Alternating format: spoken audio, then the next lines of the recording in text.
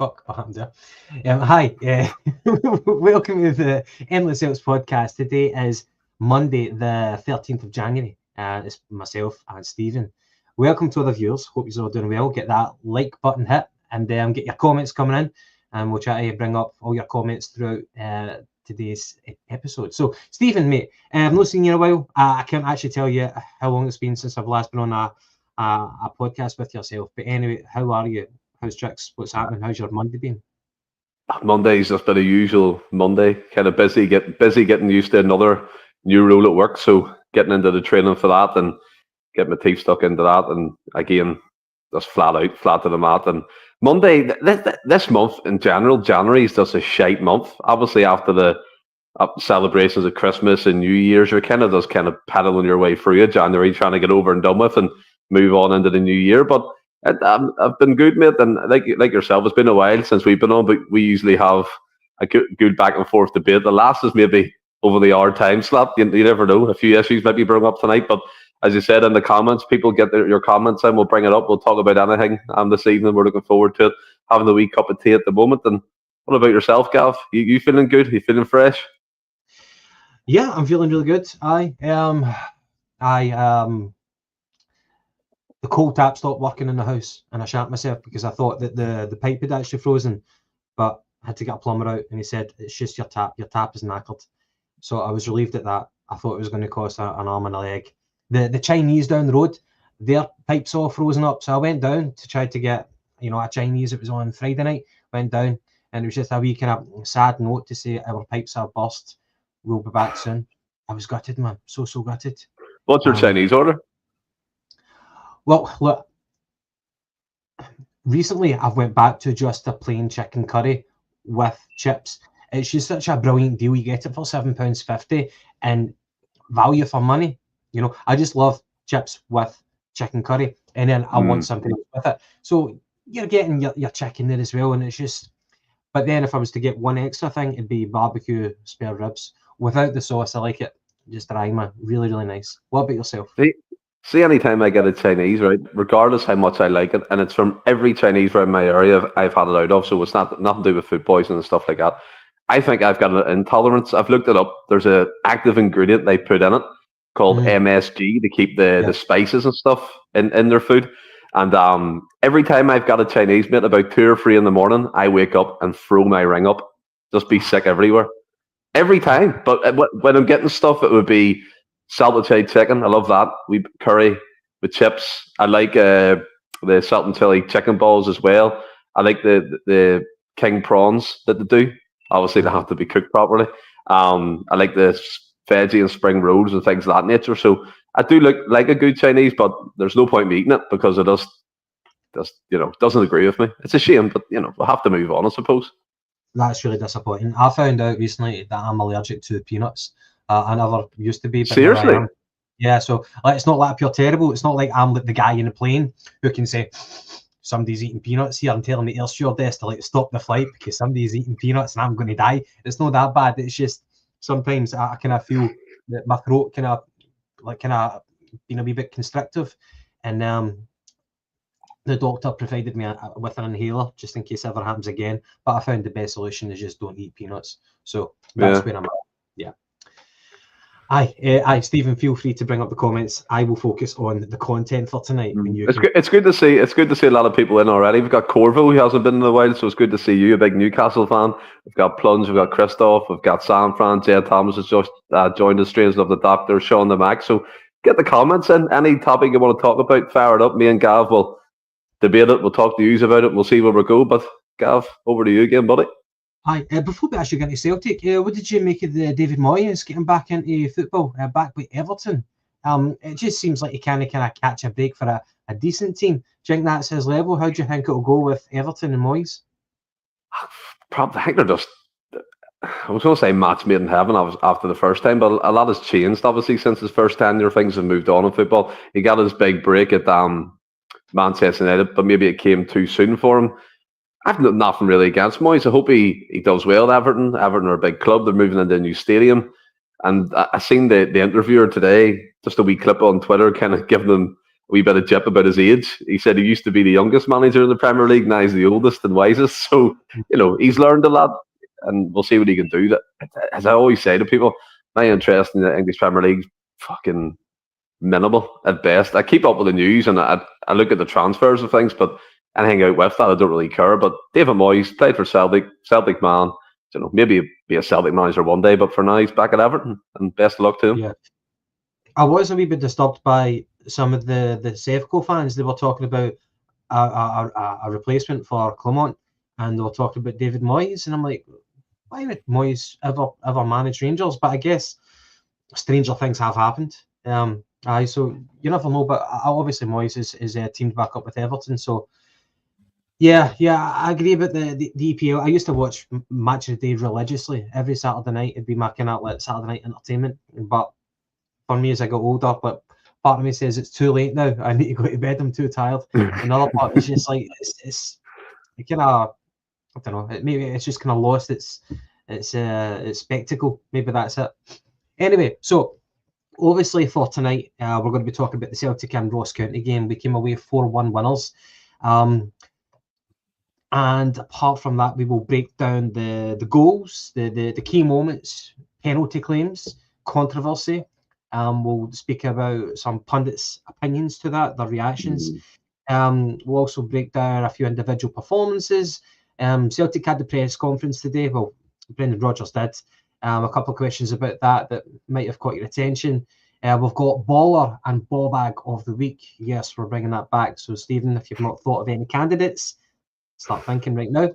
And we'll try and finish off with the transfer rumours, because this is January now, and that's the sort of thing that keeps the Celtic fans whispering away about who might leave, who might come in. And finally, we've got Dundee and Celtic on tomorrow night. So the games are coming thick and fast. Can I just say, though, that despite the games coming thick and fast and the shite weather, the low temperatures, I think Celtic are handling it very, very, very well. So we're going to start Ross County and Celtic. The lineup, in light of the injuries to Kuhn and Maida, it did kind of throw up, and the fact that Palmer didn't travel to the game. I think he had another grandparent who passed away, albeit there is some transfer speculation, but Rodgers said, look, you don't need to travel with us.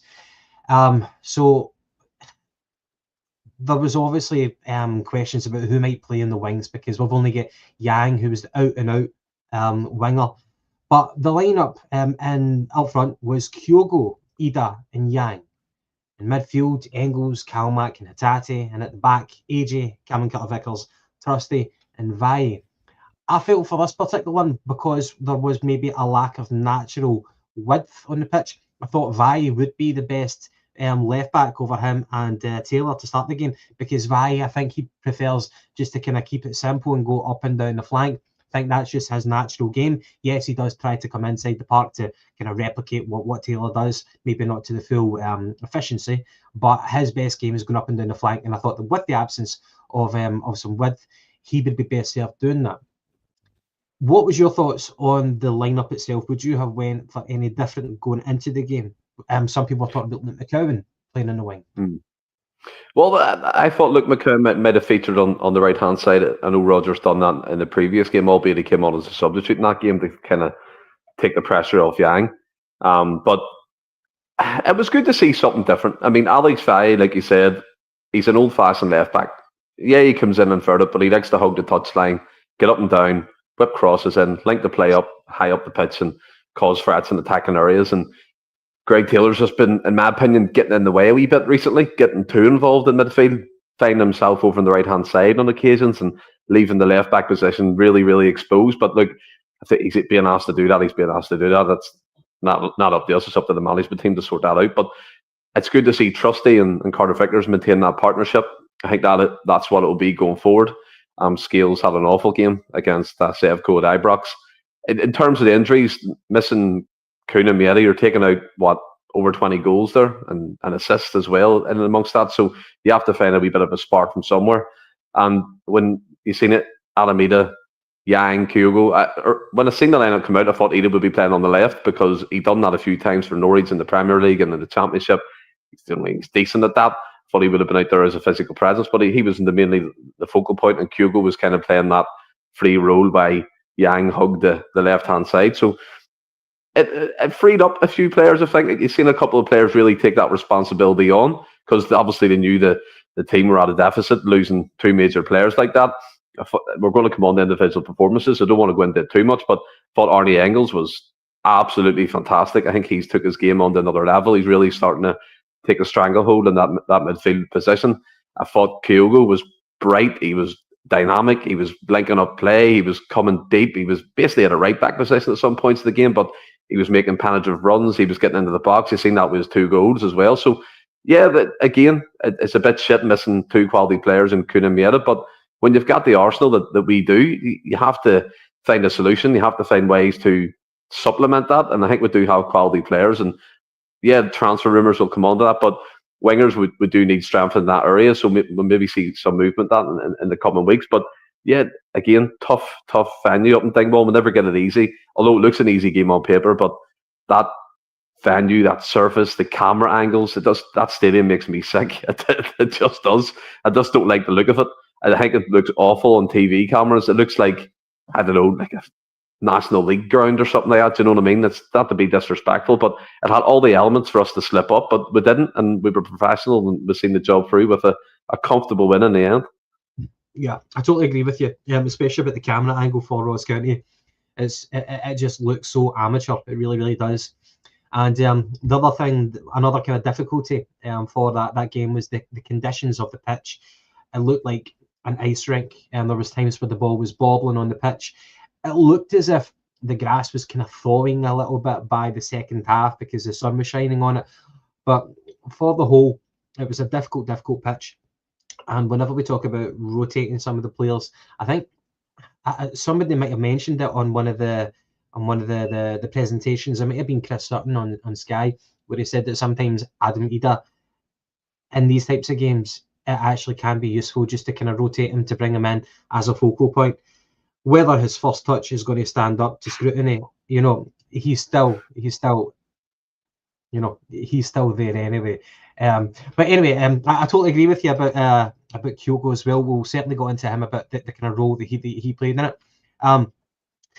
Just to start off with the kind of the highlights of the game. I noticed that it's probably going to be one of the few negatives I'll say, so I'll just get it out there. Within the opening minute or two, there was a ball that was coming down to Trusty, and he made the judgment to take it down, to kind of trap it and pass it. He made an arse of it, and he gifted the possession to the Ross County attacker, who eventually played in his mate, and he just hit it wide of the target. You should have hit the target, but again, this is one of the few negatives I'll kind of say of the game. I just felt that maybe sometimes so early in the game we kind of concede unnecessarily, and I thought Trusty was trying to be too cute whenever he had a striker running onto him. I feel sometimes that he's got that in his locker to make unforced errors. I'm not totally won over by Trusty yet, but it was just one particular thing that stood out. I think a lot of the highlights never even showed this, but I remember it distinctly in the first opening minute. So I just wanted to get that out there before we move on to the next point. Well, I think with Austin Trusty is, again, he was took out of that Rangers game, not really doing much wrong in the cup final. He found himself on the bench, and then Liam Scales had the shocker. So it's quite ironic they both got chances off the back of poor games against in the Glasgow derby, so to speak. But I mean, yeah, it used to be a really bad symptom of Celtic in European football. You could almost make a bet that Celtic would concede in the first, 1 to 10 minutes of a European game, and there's a lackadaisical touch, concentration wasn't right at it. And maybe that was just the case at Dingwall. Maybe, look, again, you're not properly warmed up into the game. So, I mean, you're still trying to find your bearings, probably a bit cold, a bit stiff, and he made a mistake. But as you said, that Ross County didn't have the quality to punish it. I think that Shilvers, that was the person who took the shot, just fizzed it past the post. Kasper Schmeichel had it covered anyway in any case. But yeah, it was a mistake. But we're never going to really have a polished performance up in Dingwall where we're thinking we've been excellent. They're going to have chances. There was times in the second half where they really penned us back and we were struggling to deal with it. They were getting balls into the box and they were getting corner after corner. Maybe a bit embarrassing to say, but they were on top for like a 10 to 15 minute period of that game. And like Roger spoke about, it's the resilience of that team. It's the resilience of, the leaders on the pitch to see us through that and channel that energy especially when they come to one each and not jumping ahead, but just to kind of keep going and keep going and keep plugging away and tiring them out and finally getting the goals to see the game through. I cannot disagree. And for Paul McFarlane, notice that Engels has been given more of a free role in the midfield. He's thriving on it. His confidence is certainly up. I think that's clear to see. And hopefully he gets more and more game time, more and more confidence. And we'll see what type of player we've got on our hands. You'll probably see like his full potential maybe going into next season. But right now, I think he's really taken well to the Scottish game. He's been in and out of the team a little bit, but I think that's typical for a player of his age. Stephen, moving on to the Hatate penalty incident, I think that was before we scored the goal. What was your thoughts on it, if I can just say my brief piece on the matter? From the reverse angle, when I was watching it, Hatate was it looked like he was through on goal. He had the defender to his left and a defender was coming up behind him. When the defender came up behind him, it looked like a natural tussle. Still a bit of doubt, but from the reverse angle, when I saw Hatate go down, I thought it looked a bit soft. However, from the opposite angle, when you're seeing Hatate bear down and go, and you see the player coming in behind him, there was a motion from the defender and Hatate's left shoulder looked to be tugged back. I think that the slightest bit of contact of that nature, pulling someone's shoulder back, caused Hatate to go down. And for me, I wish I had more camera angles, but from that particular camera angle, I felt that Hatate couldn't manufacture that fall. It couldn't manufacture that fall. I felt that he couldn't make it up. It looked a natural fall from the tug. And for me, I was just so surprised that the VAR kind of brushed over so quickly, and especially the pundits on Sportscene and on Sky Sports. I don't think that there was I forget what Chris Sutton said, but I just and even James McFadden on commentary, I felt that they were overly dismissive of it. What was your particular thoughts on the Hatate incident? How much is James McFadden turned into a wet lettuce, by the way? He sits in the fence far, far, far too much now just to preserve his career as a pundit. But look, regardless of that, funny enough, when that incident happened live, my oldest and youngest daughter decided to have an argument with each other, so was preoccupied and didn't actually see it. So I had to go back and watch it. So, look, soft, I would say, if it was given. But we've seen them given before, especially when it comes to us and against us. We've seen dodgy VAR decisions loads of times. Doesn't surprise me it wasn't looked at. It falls under that category, clear and obvious, doesn't it? Was it a clear and obvious error by the referee to miss that? Did Hatate over-exaggerate the fall? Don't know. Look, I'm 50-50 about it, and funny enough, me saying that about McFadden sitting on the fence. Either it's given or it's not. I'm happy with both calls, to be fair. The referee could have given it, and I don't think the VAR could have overturned it.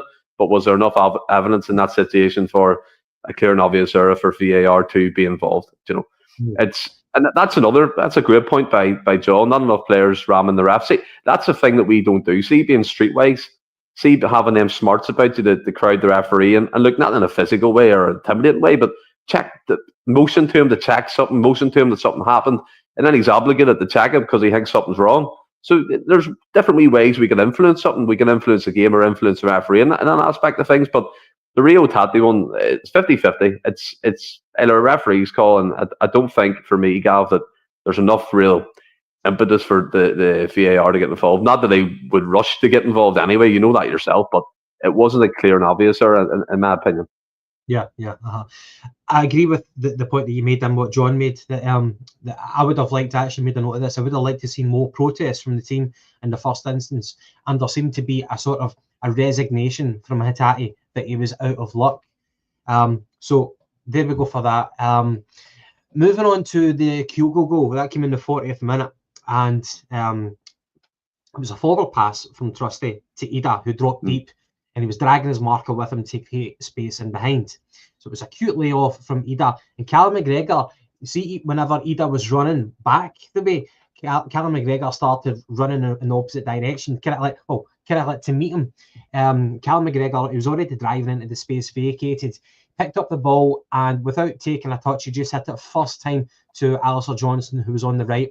he steadied himself, and then he hit a lovely curling ball that took out 2 defenders, and Kyogo was busting in to the centre forward position and tapped it in. Side foot finish past the keeper. And if you'll notice that if Kyogo never hit it, Yang was right next to him as well. So that's kind of encouraging. And we'll speak about Yang as well, who I think is just the most unlucky Celtic player in modern times. Maybe a bit of an exaggeration, but roughly you get the sentiment. So I thought that was a particular great goal. I don't know if it's off the training. Ross County, maybe they could have done better. They were just cut wide open. And I guess it started from the chemistry of Adam Idah doing the link-up play with Callum McGregor, just playing really, really assertive first-time passes. And Kyogo, we know how deadly Kyogo is in the box. Lovely finish, mate. I think this really illustrates if you play quick and you can move a team who play a low block quickly as well. If you can move Ross County around when they're playing in that defensive shape, if Callum McGregor takes that ball in and maybe takes, for example, hypothetically 2 or 3 touches again, Ross County have time to set. But the fact he took the flick on by Adam Idah first time, whipped it into AJ, controlled it, set himself, and it was a beautiful ball around the corner, and Kyogo was there to tap it in. And it was just good to see Kyogo kind of break that kind of scoring duck, so to speak. And he was really good in this game for various means of play. But I think that's what Rodgers talks about. If we move the ball quickly, we move it fast with purpose instead of doing labour passing the Schmeichel, the Trusty, the Carter Vickers, and just keep doing that fucking triangle over and over again to get the possession stats up, and it doesn't really get anywhere. But seeing we're incisive, breaking the lines with a quick pass, Idah with the intelligence to flick it on, Cal McGregor with a one-time pass out to AJ. Another assist, by the way, for AJ. He's having a wonderful season. I would say his contributions, 4 goals and maybe up to 8 or 9 assists, and that's fantastic for our right back who doesn't get the privilege of hitting every penalty or every free kick. So he's doing very well for himself this season. And Kyogo just to be there with a one-time finish pass. By the way, a really good keeper in Jordan Amisa for Ross County. He saved Ross County from conceding 7 or 8 goals easy in that game. And he was released by Sheffield United in the summer, struggled to get a club until recently with Ross County, and by all accounts have got themselves a smashing goalkeeper, and fair play to him. But great goal all round, and it was just fantastic to see the individuals really take control of that and play it quickly, incisive, and get the ball into the box for that goal. Yeah. In terms of what you said about Amisa, totally agree with you. He pulled off important saves from Idah, twice from Kyogo, from Vai, from AJ. From Kenny, AJ with a wee flick, and even Yang. The shot for Yang was at his near post right enough, but I actually looked at the stats. 9 goalkeeper saves by Amisa. So whether he's, I don't know what AJ is or whatever, but 24, apparently 24. He had a very good game. He also saved a penalty, but he was off his line for that. However, getting to the Ross County penalty. So that was on the hour mark. It was converted by White. Now, AJ bundles into the striker.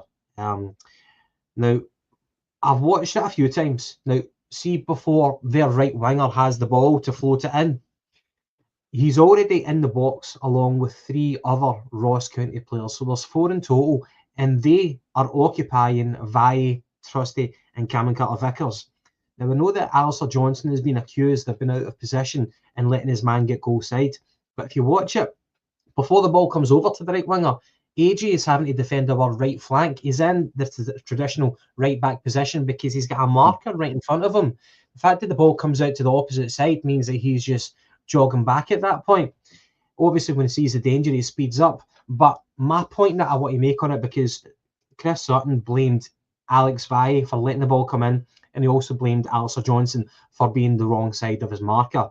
But as I said, whenever the ball then comes in from the right winger and he floats it in, Callum McGregor, he's already kind of coming back into a position into the 6-yard box. Now, he waves to Alistair Johnson to pick up the marker, the guy who actually does win the penalty.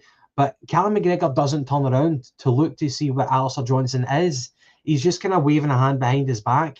Now, I just felt that Callum McGregor, if he displayed the natural defensive instincts that I would like to see from a captain who's coming back, then he would have recognised that he needed just to shuffle back a couple of yards. That's literally all it was. If he shuffled back a couple of yards, he would have stopped the cross coming in easily. It's just the fact that he never turned around, he never recognised that danger. He just took it for granted that AJ was in a better position than what he was. So that was just my thoughts on the matter. It was a really good cross. It was a really good cross. Yeah. And anyway, AJ comes into the back of him. He brings him down. It's a penalty. And that's a really, really well-taken penalty. He sends Casper the wrong way. So I've got no complaints with the penalty. It is what it is. I'm just kind of highlighting from my point of view that it wasn't just AJ. It wasn't just Vi. I thought McGregor could have done something to thwart it as well. So your comments on your thoughts on that kind of penalty incident. And the other thing was, there was a few pundits on Sportsing. You had Neil McCann, and you also had Chris Boyd, who were adamant. It should have been a penalty because AJ never made a play for the ball and he stops a goal-scoring opportunity. Now, I'll hold my hands up. Sometimes I don't know what the rules are. You just you kind of go by what you've seen traditionally and what your emotions are at the time. I think you see penalties like that given a lot of the time, but it's not always automatic red cards. So what was your thoughts on the actual incident and on the claims it should have been a red card? Look, see, first of all, starting with these pundits, Neil McCann, Stephen Thompson, and whoever the guest is in sports scene, and then you have Chris Boyd, and, I don't understand how these people are given airtime. Their opinion is anything but balanced. Their biasm is, their biased attitude towards a particular club is there for all to see. Chris Boyd, he is, yeah, pretty much, Corporal. Chris Boyd, the amount of rants that he has on Sky TV is incredible. It is incredible. He spouts a lot of nonsense. The AJ tackle, and AJ admitted himself, it was a penalty kick, right? But if you, again, I don't want to jump the gun, we'll come on to it, but if you jump ahead to when Yang went down for the penalty, the fella Brown who tackled him denied a goal scoring opportunity because Yang was in. So could you say that was a red card? I didn't hear a big outcry for that. So regardless if there was a defender nearby, it doesn't matter. But AJ, don't think he can get booked. It wasn't a reckless challenge. He just kind of put his elbow in the back, not elbow like this, but like just leant against the striker to put him off a wee bit. He did that and conceded the penalty kick. And anyway, you take into account a couple of things here. The angle of where the Ross County player was, it wasn't a clear-cut goal-scoring opportunity because basically it was Casper Schmeichel's front post he was going to be attacking. So you'd expect the goalkeeper to possibly save that opportunity. Second of all, as I said, it wasn't a cynical, reckless challenge. And then third of all, the penalty kick was awarded, so there was no fucking damage done. They scored it. Jordan White, who's a massive Rangers fan, made the mistake of trying to shoot the Celtic crowd. I don't understand why people are throwing darts in that, trying to make a point. Whatever he done at the time, don't really care. But he's an absolute waster and he's shite. It was a good penalty regardless. But it's like you know yourself, Gav. When you watch Sportsing, when you watch these channels, you just take a pinch of salt. You know what their allegiances are. You know what side of the city their bread's buttered on. The fact Neil McCann no pen for a Tate, 100% of pen. Yeah, exactly. Smell the glove. The analysis that they offer is beyond a joke. Me and you, Gav, we're no experts in the game, but I think we're smart enough to be able to tell a red card from not a red card and a penalty kick from not a penalty kick in our opinions. Obviously, that's all subjective, of course, to other people's opinions. But the fact that they get paid, the fact that Neil McCann heads up Sportsing with Stephen Thompson, both Rangers, the Rangers in their blood is incredible. And you have people like, and look, this is no slight, and this isn't an attack or anything, but you have like Emma Dodds and all percent of football matches, and she was a Rangers TV presenter at one point. Do you know what I mean? It's like, what do you expect? I don't know why people are surprised no more. I really don't. I think it's incredible that most of these pundits have jobs, if I'm honest. It's like a formative action in the media. There's some sort of perceived bias against Rangers, so they start employing a lot of blue noses to kind of even it out. I don't quite understand it. Now, on the other mark, being away from home, whenever we've got some key players out like Kuhn and Idah, and their confidence is now up because they've equalised. I've got a full half hour to get the winner The conditions are poor, temperatures shite. What was your thoughts about that? I don't know about you, but I've just got full confidence right now with Celtic, even if it's 5 minutes remaining, going into extra time. I've just got full confidence that Celtic will find a solution. And if they don't, it's not the worst case scenario, because we've still got a massive gulf and points and goal difference. But I've just got this overwhelming confidence that no matter if we do get pegged back domestically, we can go in again. So was there any doubts in your mind that the 3 points were guaranteed? Well, the only doubts would have crept in if you've seen players kind of fall into that trap of complacency and thinking they have that cushion of the points and maybe they could settle for a draw. I'm not saying they would ever do that, but, cold conditions, shit pitch, just want to get down the road again, point intact. But like you said, that regardless of the injuries, I think even when you're calling up players who haven't really seen much game time in recent months, you're still quietly confident that you can see the job through. Do you know what I mean? And as I spoke about at the top of the podcast, you take away Kuhn and Mady, you're taking away over 20 to 30 goal contributions, all in all, assists and goals included in that. So there's a massive void to fill. But as I said to you, when you've got players like Engels in top form, you've got Luke McCann coming on, really chomping at the bit to make his mark as a Celtic player, breaking the lines, getting into the box. You got wee Kenny coming on, got a fantastic season at Shamrock Rovers. I mean, these guys are full of enthusiasm. They're exuberant. They're wanting to make a point. So Roger's done the right thing in terms of that, bringing these players on who get stuck in, get in the bout it, see what can come of it, and just keep playing their game. We've seen it, as I said, in the first half with the first goal. You play that ball quick, you can move them out of possession, you're going to get a chance. So it was just about keep repeating what we were doing, keep doing that recycling possession stuff that people don't like, but it tires the opposition out because they have the chase. And at that point, as I said, Ross County were on top for a while. And they probably smelt a wee bit of blood and thought, look, maybe Celtic are up for this. Maybe the prima donnas and the Celtic team want to go back home and get warm in their massive houses and their fancy luxury cars. But I tell you something, anything but that. That Celtic team dug in real good, and there's some goals left to talk about anyway. Yeah. And that's kind of another thing. Sometimes it's easy to forget. Whenever we come up against teams like this domestically, our superiority in terms of talent, is beyond doubt. We've obviously got the better players in them, but the first thing that you need to do to beat a team like that is match them for energy, match them for effort. Run as fast as they do. Whenever you start to allow the opposition to work harder than you, that's when you're on the back foot. That's when you're struggling to get back on an even keel. But I think that under Brendan Rodgers this season, especially in this kind of difficult period around Christmas and New Year, we've not been lacking in terms of having the dig, having the fight. And I think sometimes it's the hardest thing to do. And people expect it to take it for granted, but sometimes it's the hardest thing to do. But anyway, so that was the goal conceded on our mark, brought it back to one each. It took us about 21 minutes to get back in front, and it was the Kyogo goal. So it was a throw-in. And me and you actually spoke about this, throw-ins into the opposition territory. What do you do? Do you throw it back to kind of keep possession, or possession, or do you kind of like throw it and try and be aggressive, try and work something out of having gained those yards? But and it was the latter that we did.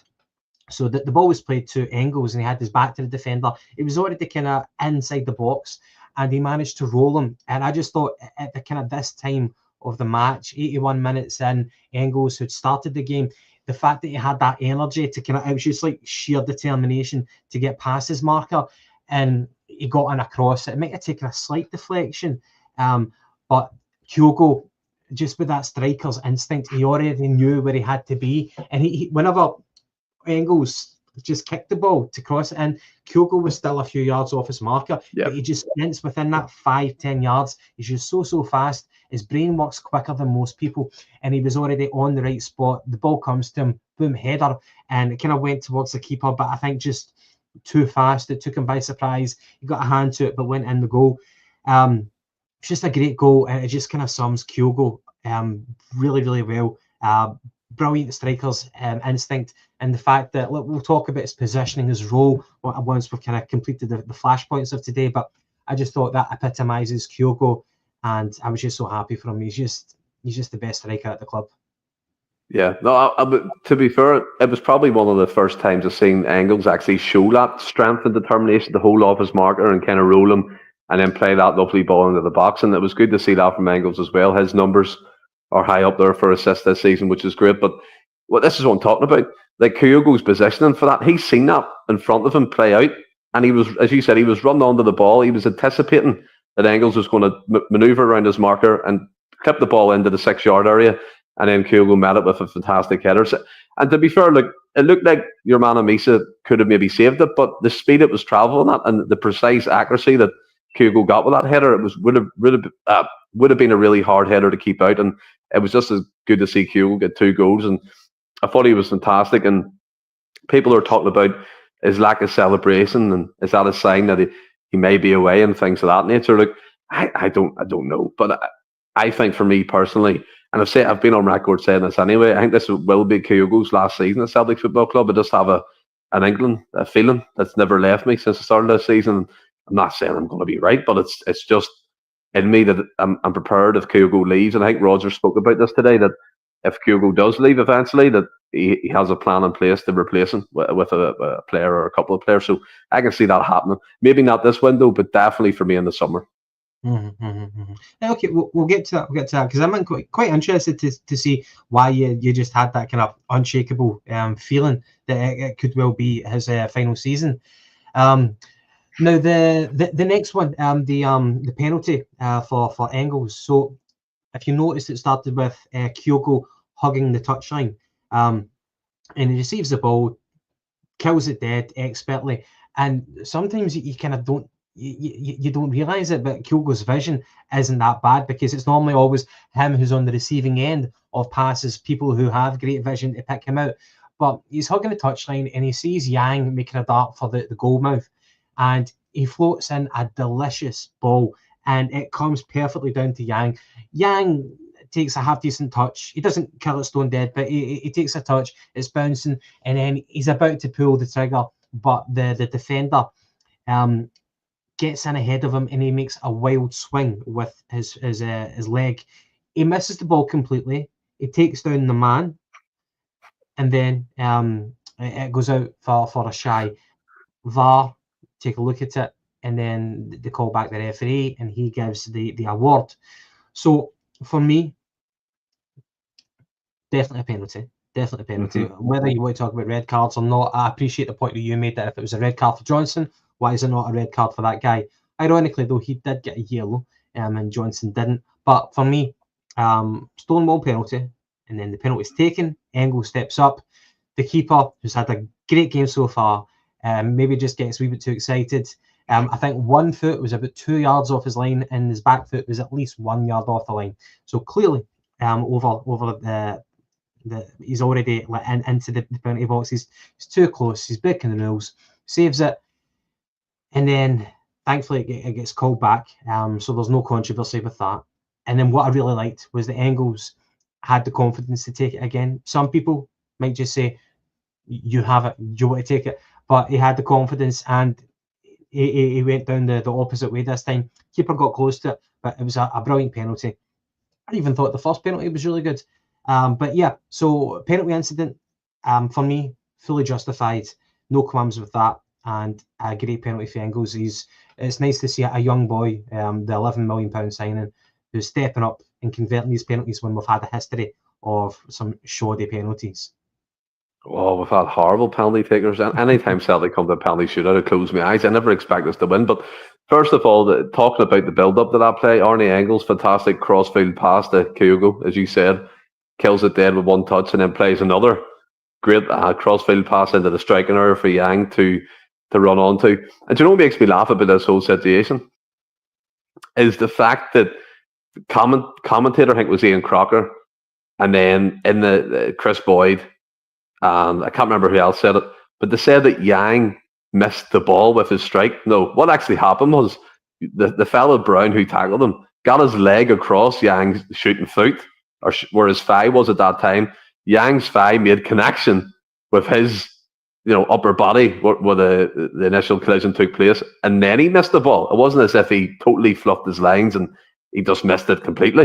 It didn't happen like that at all. It was any narrative to fucking stop Celtic and get the penalty. The fact that the VAR took 4 minutes out of that 7 minutes out of long time to come to that conclusion was abysmal. In my opinion, it was absolutely shocking. And not even to mention the offside goal, by the way, Gav. It was the lines were drew by, I don't know, my 1-year-old daughter. It's manic. No, I mean, it's crazy how these things can be overlooked. But that was a clear cut penalty kick for me. It was up there with as much clear cut as the AJ one in the first half or second half, whatever. And Arnie Engels stepped up, missed one, but great mentality again to take it and put it in the opposite corner past the keeper. And again, I'm just really liking what I'm seeing from Engels at the moment. 100%. I think it took him a while. He had that dip. He was running off adrenaline at first, and it really got on my tits when people were trying to say he's the next, or he's meant to replace Matt O'Reilly. He's a totally different player to Matt O'Reilly. They're not similar in any way at all. Do you know what I mean? And Arnie Engels has really come on the last 4 or 5 games, I think 3 man of the matches and stuff, which is fantastic. And he's starting to really show his personality and show what he's about. And it's the quick, sharp passes, Gav, that I love. He's taking it in. One touches back out of his body again. Maybe for me, he still needs to work on the ball, taking the ball on the half turn to open up the space. I think he's closed off sometimes too much, and he's missing a few opportunities to play through balls. And maybe when he does play that through ball, it's a wee bit under hit. But see, once he gets that rhythm and once he gets that kind of understanding with the likes of Kuhn and Mead on the left, I think he'll be flying. And this guy's got levels. He's got gears to go. And I'm just really excited to see what's to come for him. See, just to kind of linger on that point, obviously £11 million is a massive outlay. It would have reflected badly on Brendan Rodgers if it didn't work out. Obviously this season, I think on the whole, it's going quite well with Engels. Do you think that the club, and in particular Brendan Rodgers, did their homework on the mentality of Arnie Engels? Obviously, you can watch plenty of videos. You can send a scout to go watch the performances of him. But something just as important as the actual ability of a player is the mentality. Do you think that Brendan Rodgers did his homework in that point? Well, before he signed Engels, in terms of before we made the outlay, before we said, right, okay, I want you to spend 11 million on him because I'm sure that he's got the right personality for Celtic. Do you think he was quite sure about that? Well, you can never really be sure, I don't think. Do you know, you can never, you can look at it from the outset, you can ask for character references, you can watch multiple games, you can see how he reacts when he loses the ball, how he reacts when his team are in adversity. Does he try and pull him out of a ditch? Does he hide? You can check all them things out, but you have to develop a different mentality, a different character trait when you join a club like Celtic. I think Engels talked about this recently. Coming from the Bundesliga, which we all know is a far better league, you know, I mean, finance-wise, the glitz, the glamour, the teams, whatever.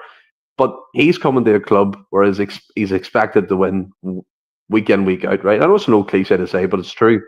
You look at Augsburg, where he was before it, and you could draw and lose a game, and it wasn't the end of the world. I mean, but he's coping with the fact where his performances are basically laser focused. Everyone's lasering in on him to see if he's making a mistake, if he's doing well, is he worth the money, blah, blah, blah. Then he's playing 2 to 3 games a week. Do you know what I mean? So there's a lot of pressures that come from signing for Celtic. And he probably, like you said, Rodgers probably thought in his head he has the personality to see that through, to make that change. And so far, he's been proved right. Do you know what I mean? Maybe when he came in first, it was maybe 1 game a week. We were playing, obviously, the Champions League didn't fully kick in, and the cup competition, so he looked brilliant. But then once your physical kind of limit capacity goes past, the sports science talk, when you're playing 2 to 3 games a week, his body maybe took a while to get the grips of that. Do you know what I mean? And what your Malcolm said, I don't think he did, Gavin. I think he was looked at games played, minutes, etc. Yeah, again, I agree with that as well. Personally, you have to develop a different character trait, like I said. I think Engels is on his way to doing that. For me, he's nowhere near the finished player, but he's getting there. You can see that fire in his eyes, can't you? You can see that determination now. You can see that kind of figure in his game. You can see the way he's linking it up. And as I said, I just love his one-touch passing. I think he's really, really good at it. That's one of his strengths. So I'm looking forward to seeing him develop over the coming years. Mm-hmm. You guys could be right. You could be right. I just kind of think. What do you think? Like, yeah, well, well, you said that he probably get character references. So whether he spoke to him directly, I don't know. Maybe he did, maybe he didn't. But I think that you do depend on people to tell you about the character of a player. I think whenever you're going to spend that amount of money on someone, you need to know if obviously for his age, it's a wee bit different. He's not had that many years of professional football under his belt. But I think maybe you get a general gist from speaking to the people, his coaches, who've brought him through. Kind of like Ange talked about it. Ange said, "I'm not always buying players. I'm buying human beings," and I think he kind of referenced that in relation to the signing of Alistair Johnson, that he knew what type of character he was buying, and I think that that's a very important part of the game, and probably very important whenever you're making such a large investment. On a funny point, it makes me think of Michael Beale whenever he was given money by the Rangers hierarchy and he bought X, Y, and Z. And he said, "I know that these players will back me up." And he said, "Because I looked them in the eye and shook their hand." Like, fucking hell, man. Fucking hell. I just found that quite funny. But no, I think it is quite important to know the type of character that you're buying as well. Because it makes me think of people like Jeremy Tolyan. I know that he was only on loan, but he was a player who no doubt had some ability. Edson Brathide as well, another fullback who played in Germany. A fullback of a certain calibre, but they just never had the attitude for Celtic. Even Pukki, a player of undoubted ability, but he never had the right attitude at the right time. And he even spoke about that latterly. He wasn't strong enough as a personality. He didn't try hard enough. But he only learned that in later years. But anyway, moving on from that. The final kind of part of the game, and it was quite funny because you spoke about the amount of time that VAR took to assess whether that was a penalty or not, and because I think VAR had already announced it was going to be 6 or 7 minutes of added injury time, but then obviously because it took so long, it was the linesman, the fourth official who decided that, but because VAR took so long in deciding whether it was or not a penalty, the game went on for far much longer, and in the end it just gave us further time to score another goal. So at this point I think it's fair to agree that Ross County were a bit at sea at this point, having held on for so long. They're now shipping goals, and it was the fourth goal of the day, and it was Luke McCowan. There was a few passes exchanged on the edge of the Ross County box. A pass was played through to Johnny Kenny, and he managed to kind of stab it through to Luke McCowan, and very, very cool under pressure. I almost want to say cool hand Luke. But cool under pressure, a couple of touches. You're lucky you didn't say the other phrase. Over here, you wouldn't last too long. But yeah, do you know what the other phrase is? No. Red hand. Oh wow, you did say it. That's incredible. Oh, you kind of teed me up for it. Yeah, but anyway, it takes a couple of touches and he passes it into the corner of the goal. Keeper valiantly tried to save it, but again, a really good goal from Luke McCowan. Celebrates in front of the fans, and you can just see how much it means to him. He just loves scoring for Celtic, and I think he appreciates every moment. I don't mean to sound patronising, but I think he really, really doesn't take it for granted playing for Celtic, and I think he just tries to do his very, very best every time he's on a park for Celtic. I know that he's got a couple of uncles who've got season tickets for Celtic, so it's just in his blood, and it's just what we love to see as fans. Somebody who you can relate to, who's actually donning the hoops and scoring. But anyway, a brilliant fourth goal, and he's racking up the goals as well. If you look at the actual goal scoring charts, obviously he scored a few goals for his old club before joining Celtic, so he's actually got respectable numbers for this season. Somebody was talking about it in the comments that he could be a future Celtic captain. But on the whole, a great goal, great bit of play, and let's not forget Johnny Kenny, just sheer enthusiasm, determination, forcing that ball through to actually make the opening for him. I bet that match for Johnny Kenny was a blur. I bet he doesn't remember anything from it. He just, like you said, the adrenaline rush he must have had coming onto that pitch must have been incredible. But yeah, he had his wee unlucky moment where he fluffed his lines, but the pitch played a part in that when you look at the replay. And then he dusted himself down and got on with the game and got himself in some good positions. But Luke McCowan, like you said, he's a Celtic boy through and through. And that whole cliche saying he gets the club, he does. So I mean, he's been born into the club. His family supports Celtic. He knows the history, the traditions, what it means, what it means to play for them. And he's, for me, like, look, again, he's earned his move to Celtic. People always say, "How do you feel?" Blah blah blah. But he had a fantastic season with Dundee.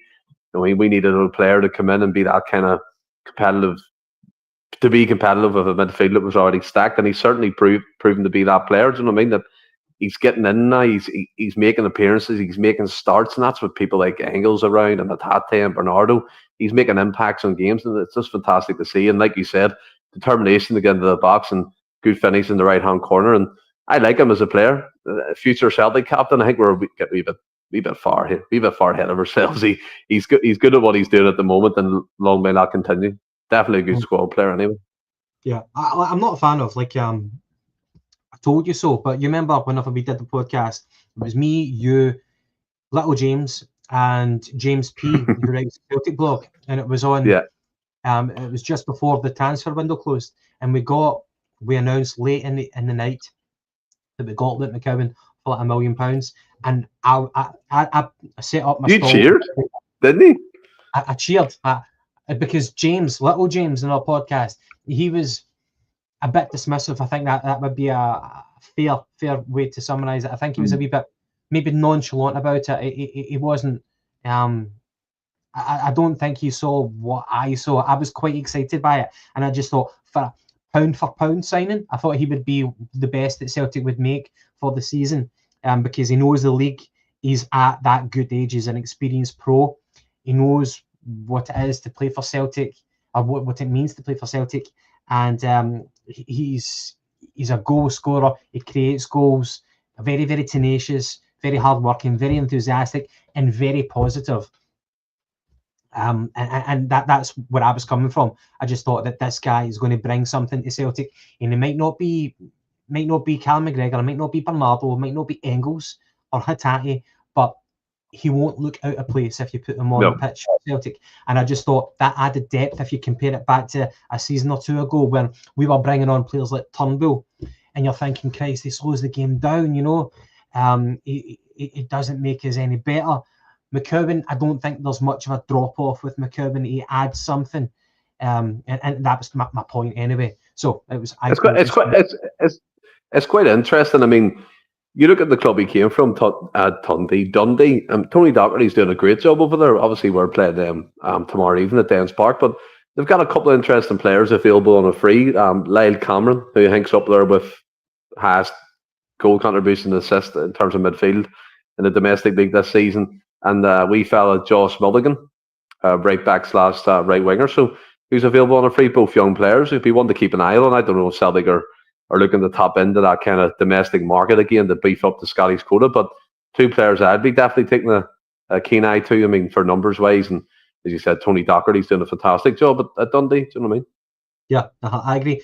I think Celtic's duty to run the rule over domestic players. You know, if they're going to go to down south or go abroad, make sure that you're doing your homework on them. If they're leaving, then make sure it was because you were aware of them, and it just you were content not purchasing it. Don't miss opportunities, because it's happened before, and we don't want it to repeat itself. So James getting a little bit of love here. James, who hated Aaron Moy, and there was another comment just further up. Is Little James going to his bed earlier now? Is he grounded? Apparently his Wi-Fi isn't working right now. That is the excuse. That's the excuse. And for Brown Warrior, Marco Verratti is 5'5", one of the best deep lying playmakers in Europe. Maybe he was. And Kante was the same size. Doesn't matter. Oh yeah, it's about, what is it they say? It's about the heart. It's about the heart in the fight, not so much. Oh, that sounds like a penis joke already, doesn't it? You messed that up. You've absolutely messed that up. And for Corville, I like Lennon Miller from Motherwell. Yeah, that's another one that we've been talking about, whether it happens. I heard that the only kind of thing about Lennon Miller is that he doesn't have that kind of burst of pace. That's the only thing that he's lacking in, but otherwise he's got a lot of quality. Anyway, so over the course of the game, possession-wise, we had 79%. We had 13 shots on target. In terms of shots in general, I think it was like closer to 30, but 13 shots on target, and they had 1 shot on target. And as I said earlier on, 9 goalkeeper saves by the Ross County player, the Ross County goalkeeper, and 0 from Kasper Schmeichel. Kasper only had the penalty to worry about. So, Stephen, your thoughts as a summary, was 4-1 kind of flattering to Celtic because the goals did tend to come right at the end whenever Ross County were kind of tiring? What was your thoughts on the scoreline? Did it flatter? I don't think you can say it flattered us. I mean, as we spoke about as well, that Jordan Amisa had a brilliant game. He was on fire. He stopped that. He made good saves and good positions with point blank opportunities, and he just managed to get his hand on him. If we were a bit more clinical, maybe, but the chances would have been further ahead. Look, it wasn't a game where you could watch it and be like, we outplayed them for 90 minutes. It was fast flowing, creative football. It was anything but that. It was a performance, as Roger said in his post match, just resilience, determination, and the character within the group, and we've seen it through. And a couple of players come off the bench and made a good impact to a squad that didn't have their two best players, and that was good to see. So, look, it could have been a difficult venue. Could have been one where we could have been happy to take a point due to the weather and stuff like that, but we didn't, and we're still 15 points clear. I mean, you have to give great credit to the Celtic supporters. Turned up in their numbers. I mean, snow in the Highlands and stuff, and still got on the coaches and packed out the away end. And rather than not going and walking away in the 55th minute to get back on the coach, that they stayed and in the freezing cold and minus 15 temperatures and seen it through with the team, and that was fantastic to see. Great atmosphere as well. Mm-hmm, mm-hmm. And that's not the first time I've heard that comment as Casper put on weight. He was wearing a training jumper, I think, underneath his jersey. But I have heard people say, even before the weekend's game, the only time I'll worry about, because look, I'm not blind, I can see it. The only time I will worry about that situation, if you can see Casper slowing down in terms of reflexes and stuff. At the moment, he still looks quick, he still looks agile, and he still looks like he can get up for crosses and pass the ball and get involved in the play. Once that starts going, then maybe you can start questioning that. But he's been a fantastic keeper for us this season. Mm-hmm. In terms of another aspect of the game was Kyogo's new role. We were unsure of how Rodgers would set up the team. Now, he said that in the press conference that he didn't change the style of play, but he did change the kind of the formation to an extent. It wasn't the traditional system, I think. So Kyogo, he gets another 2 goals at the weekend. Now he's a joint top scorer in the league alongside Dundee United Sam Dalby with 10 goals. So there was plenty of occasions where he was hugging the touchline, as you saw for one of the goals, whenever he set up the penalty for Yang. And there was plenty of other instances where his starting position was in the box. It was central, very, very close to Idah. So it was, I couldn't nail him down to one position. Second striker, a bit drifting in from the right. He's got the brains to know that he can't play the orthodox wing position. He's never going to win a foot race with a lot of fullbacks. I think Yang can do that because over a longer distance, Yang is just the more naturally gifted in terms of like raw pace. Kyogo over 5 yards, that's his thing. That's how he makes his goals, how he best impacts the team. So I think that Rodgers recognises Kyogo's limitations and his strengths. So he never played them. He never just said, "You're playing right wing, deal with it." So I think he gave him that kind of free role. And I think there was times whenever he was drifting in that maybe we were playing with like 3 kind of centre backs, like Vai, Trusty, and Cameron Carter-Vickers, and whereas AJ was kind of lopsided almost, and he was pushing up on the right to kind of cover that gap. So I found that quite an interesting one, and people were talking to Rodgers about that, if we can expect that again. So I still want to kind of talk about Kyogo, but just to kind of offshoot with that, see that kind of tweaking the style of play. Do you think that we could see more of that?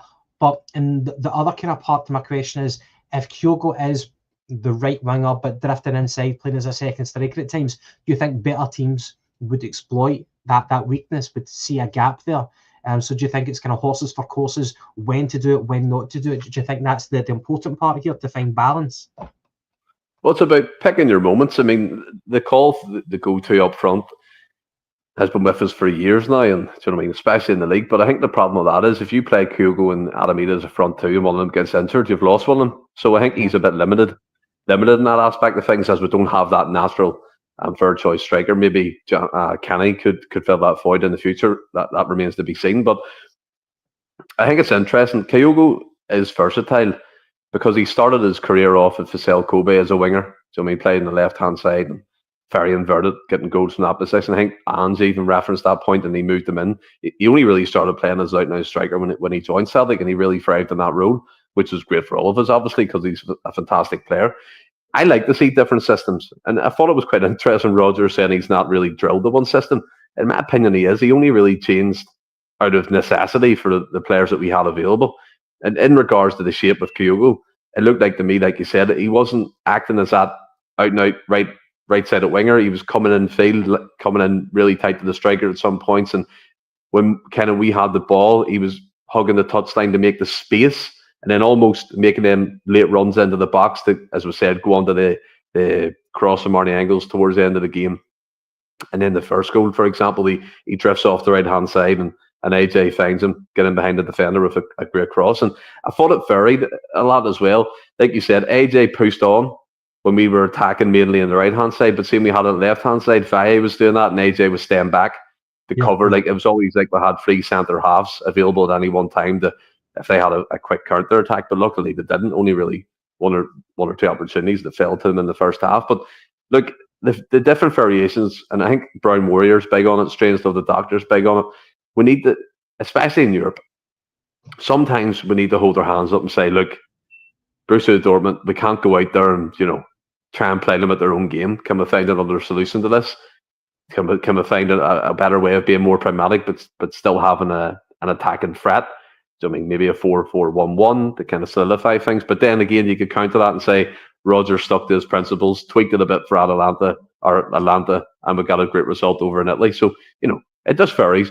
But I would like to see it more often. I think we can afford to rest players like Kalmack more. I think the position we're in at the moment, I was really disappointed that Daniel Cummins didn't get off the bench. Yeah, to feature. I thought that was a wasted journey for him. I thought he could have featured for 10 or 15 minutes. I think we're in the luxury position now where we can. Again, this is not being disrespectful, but as I said, most of our players would get into any team in the SPFL. That's fringe players. So some reserve players you can throw into that hat as well. So different systems is exciting. And for me, I think it'll work well in Dingwall. And maybe we can look at that going forward in difficult away venues in Scotland. Just to experiment to see if we can do something different. Mm-hmm, mm-hmm. And the kind of the other facet to the game of Kyogo, I think you said at the very start of the episode, where you saw him playing, sometimes kind of dropping into the right back position. He did show defensive awareness on a touchline. Sometimes whenever AJ was further advanced, he would recognise that there's a gap and he would drop in, even if it was just to offer a passing option to the centre backs, because he's obviously been well drilled in that regard. It's good to see that he's got awareness. He's not selfish and just bombing up the park. The only thing I say, I know that there's a lot of comments there about Kyogo played as a winger in Japan. I never watched him in Japan. I've only watched him here.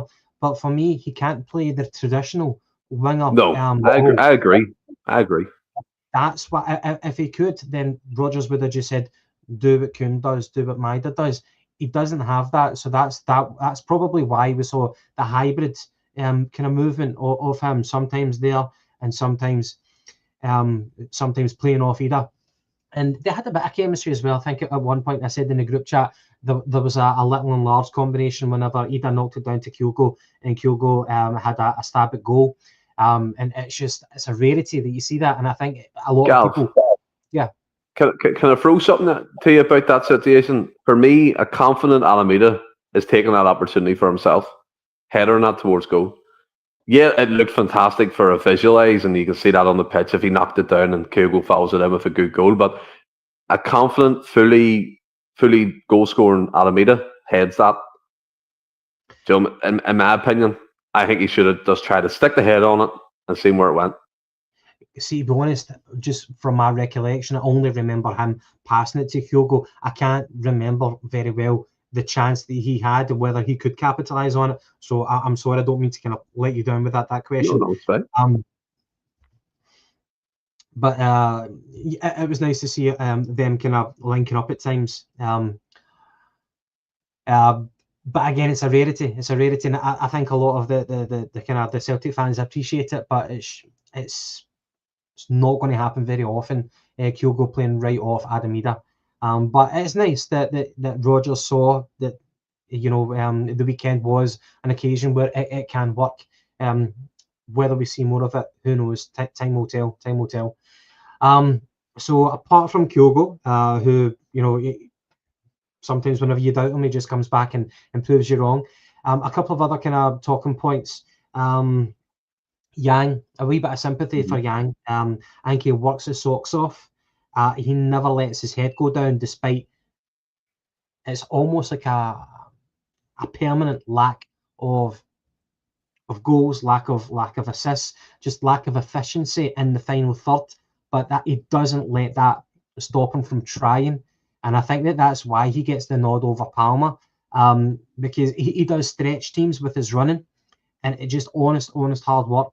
And obviously, we wouldn't have got the penalty if Yang wasn't confident enough to make that run and make himself available. He doesn't shy away. You watch him at Parkhead, he'll hug the touchline, take the ball, beat a man. I don't need to kind of regale his, Yang's typical performances, but it just doesn't really work out for him.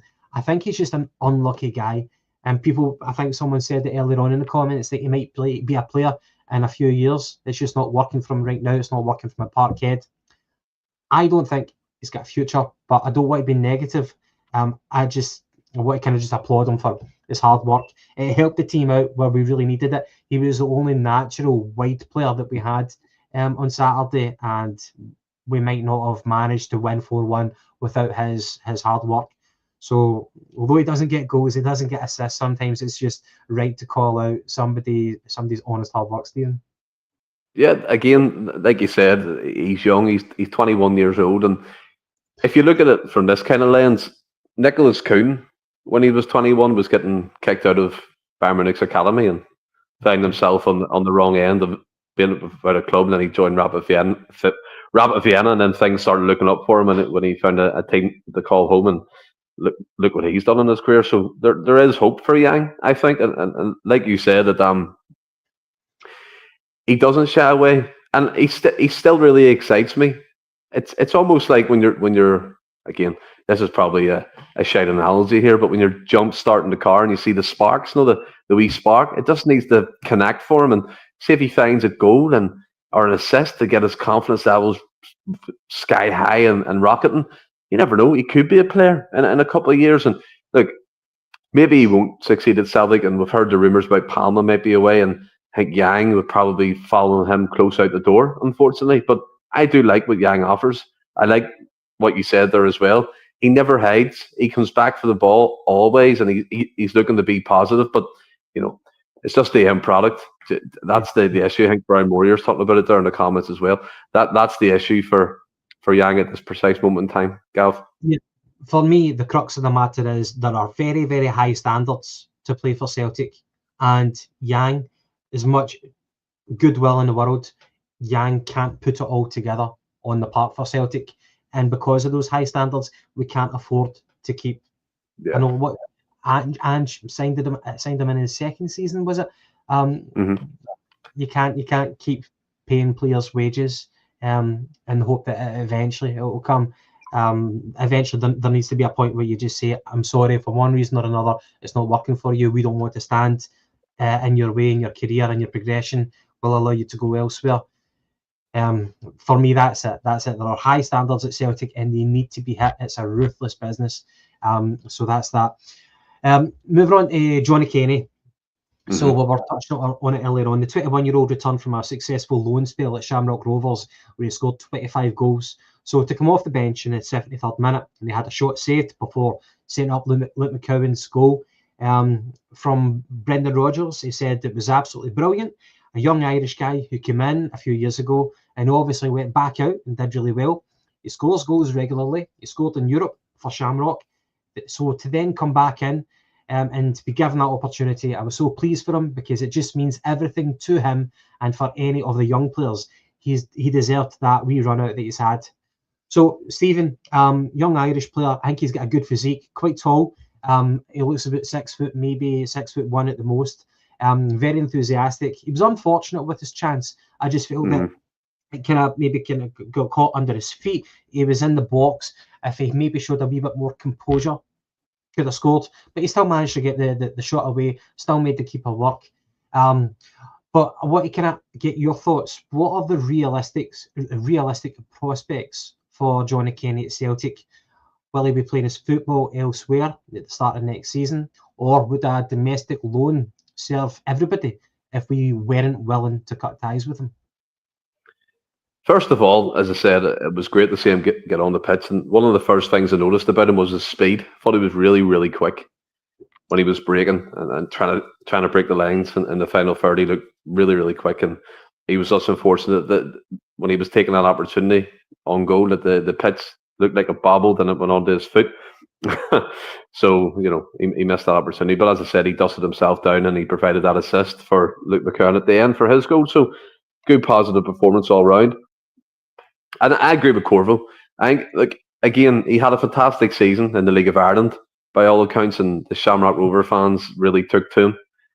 Do you know what I mean? And I think they want him back. And I think Rodgers kind of alluded to it today. That he says he doesn't really know what the future may hold for him. At the moment, he's pleased, and could he go back out and loan again? So there's all these different possibilities for him in the future. I'm happy. Again, it's cliche. He's Irish. He's a Celtic man. He's Celtic through and through, and so is his family. And that opportunity for him would have been fantastic. But it's like anything, really. He's still a really young kid, and I think it's best served for him and his development if he does go back out and loan for another season. So you need to be playing. Yeah. Ireland or Scotland, where would you want him? Do you think in Scotland we can kind of keep him under our nose? We know the opposition, we know the calibre of defenders that he's up against, a better kind of barometer to judge him against rather than the Irish League? Well, the only, Shamrock Rovers in the League of Ireland predominantly have most of the possession and the attack, and very good attacking team.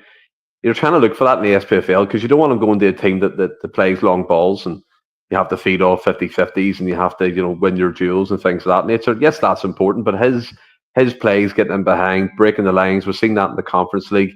Very quick off the mark, took his goals well against certain clubs. I think he scored against Rapid Vienna as well, which is no mean feat. Old foe of Celtic, of course. But I'm looking at the Hibs, but then Hibs have really hit form. Ellie Yuhan, Martin Boyle. I think they're interested in a few other players as well with their connection with Bournemouth. So I don't know if that's open for him.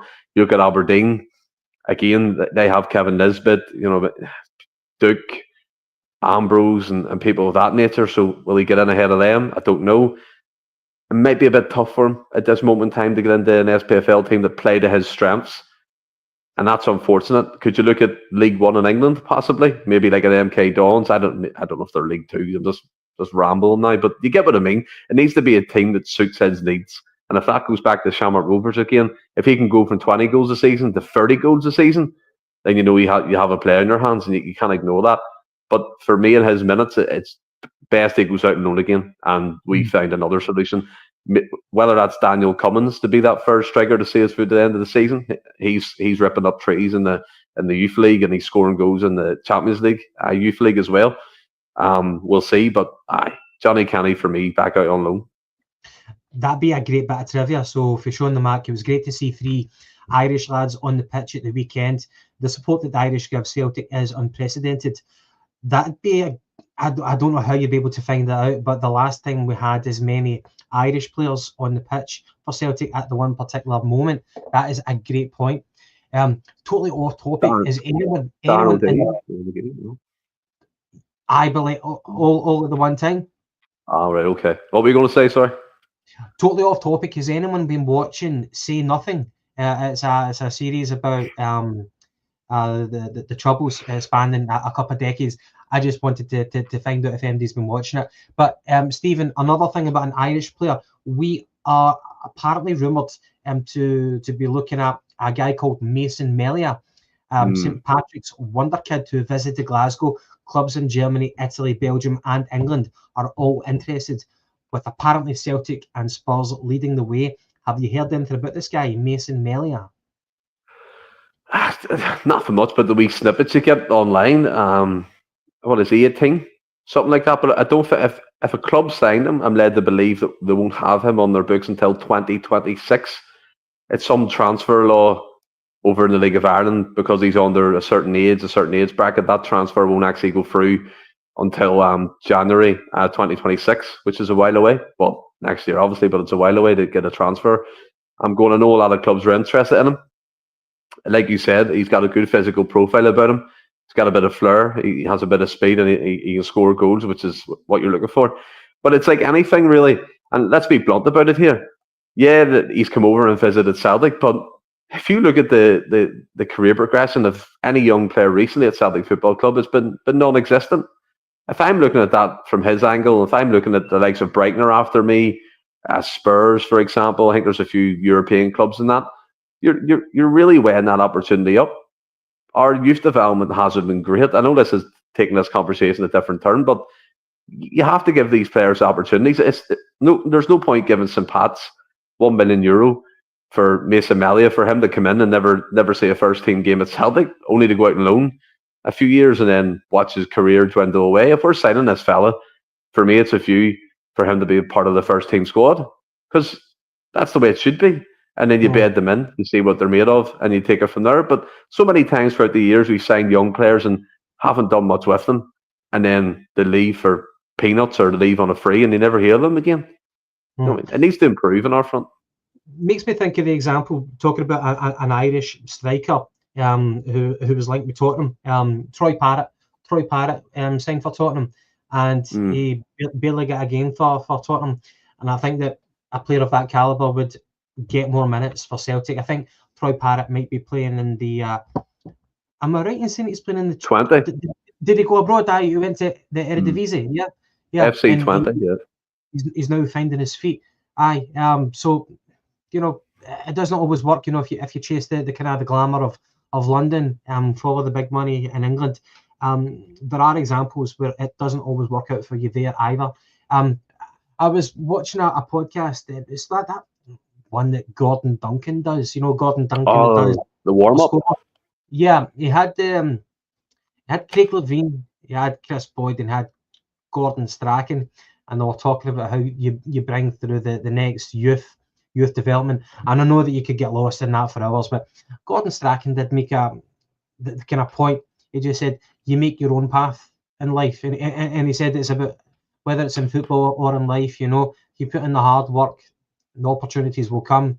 Then you'll be able to kind of seize that moment, seize the opportunity, and you'll kind of forge your own pathway. I think sometimes are we kind of guilty of being overcritical with Celtic with the whole pathway to the first team, and we need to set up jobs to kind of clear this pathway. Sometimes, you know, like if you're good enough, you will play. You know, but anyway, I don't want to get lost in that. So Stephen, ball bag of the week. Now, don't know if you've had any time to think about it. I was going to give you my suggestion for the ball bag of the week, but that should be ball bags of the week. It's the Onion Bears who organised their protest in the 55th minute. So they had this pre-planned protest, which sparked a furious reaction from the vast majority of the Rangers Stadium, who stayed in their seats, and they just started booing the Onion Bears. So it just kind of fell flat in its face. And my friend who was actually at the game, he said it became even more comical because the Onion Bears took so long to shuffle out of their seats and go down the exits. It just looked such a powder puff protest. And the fact is that I'm not the biggest fan of the Green Brigade, but I just think that the Onion Bears are even second class to them. They're not good enough with their protest. They're not good enough with their tifos. They're just second best to the Green Brigade. But the fact that they tried to make such a public exhibition of their protest and they get laughed at by their own fans, for me, they are the ball bag of the week. So for me, that's a good shout, and it's funny, isn't it? I mean, I think they thought that the majority of Ibrox would have followed them, but do you know what that tells me? That the Ibrox board are still sitting pretty in their ivory towers, knowing that they still have the backing of the majority of the fans somehow. That's what that tells me. Do you know what I mean? And that's happy days for us at Celtic. That the regime over there seems to be set in concrete for the time being. But yeah, I mean that's a great shout. My baller of the week, I have to be Arnie Engels, just for the reasons I stated before in the podcast. I think he's really come on the game. I think he is proven to be a fantastic player. I just love. He's got a great physique, a great engine, box to box. You know, he just needs to add goals to his game from non-penalty kicks. I know he has one from open play, but he needs to maybe improve that. Do you know what I mean? And yeah, that would be my baller of the week. My ball bag of the week. Whew. Who would my ball bag of the week be? You've got Chris Boyd, you've got Neil McCann. Chris Boyd. There you go. Yeah, I don't actually.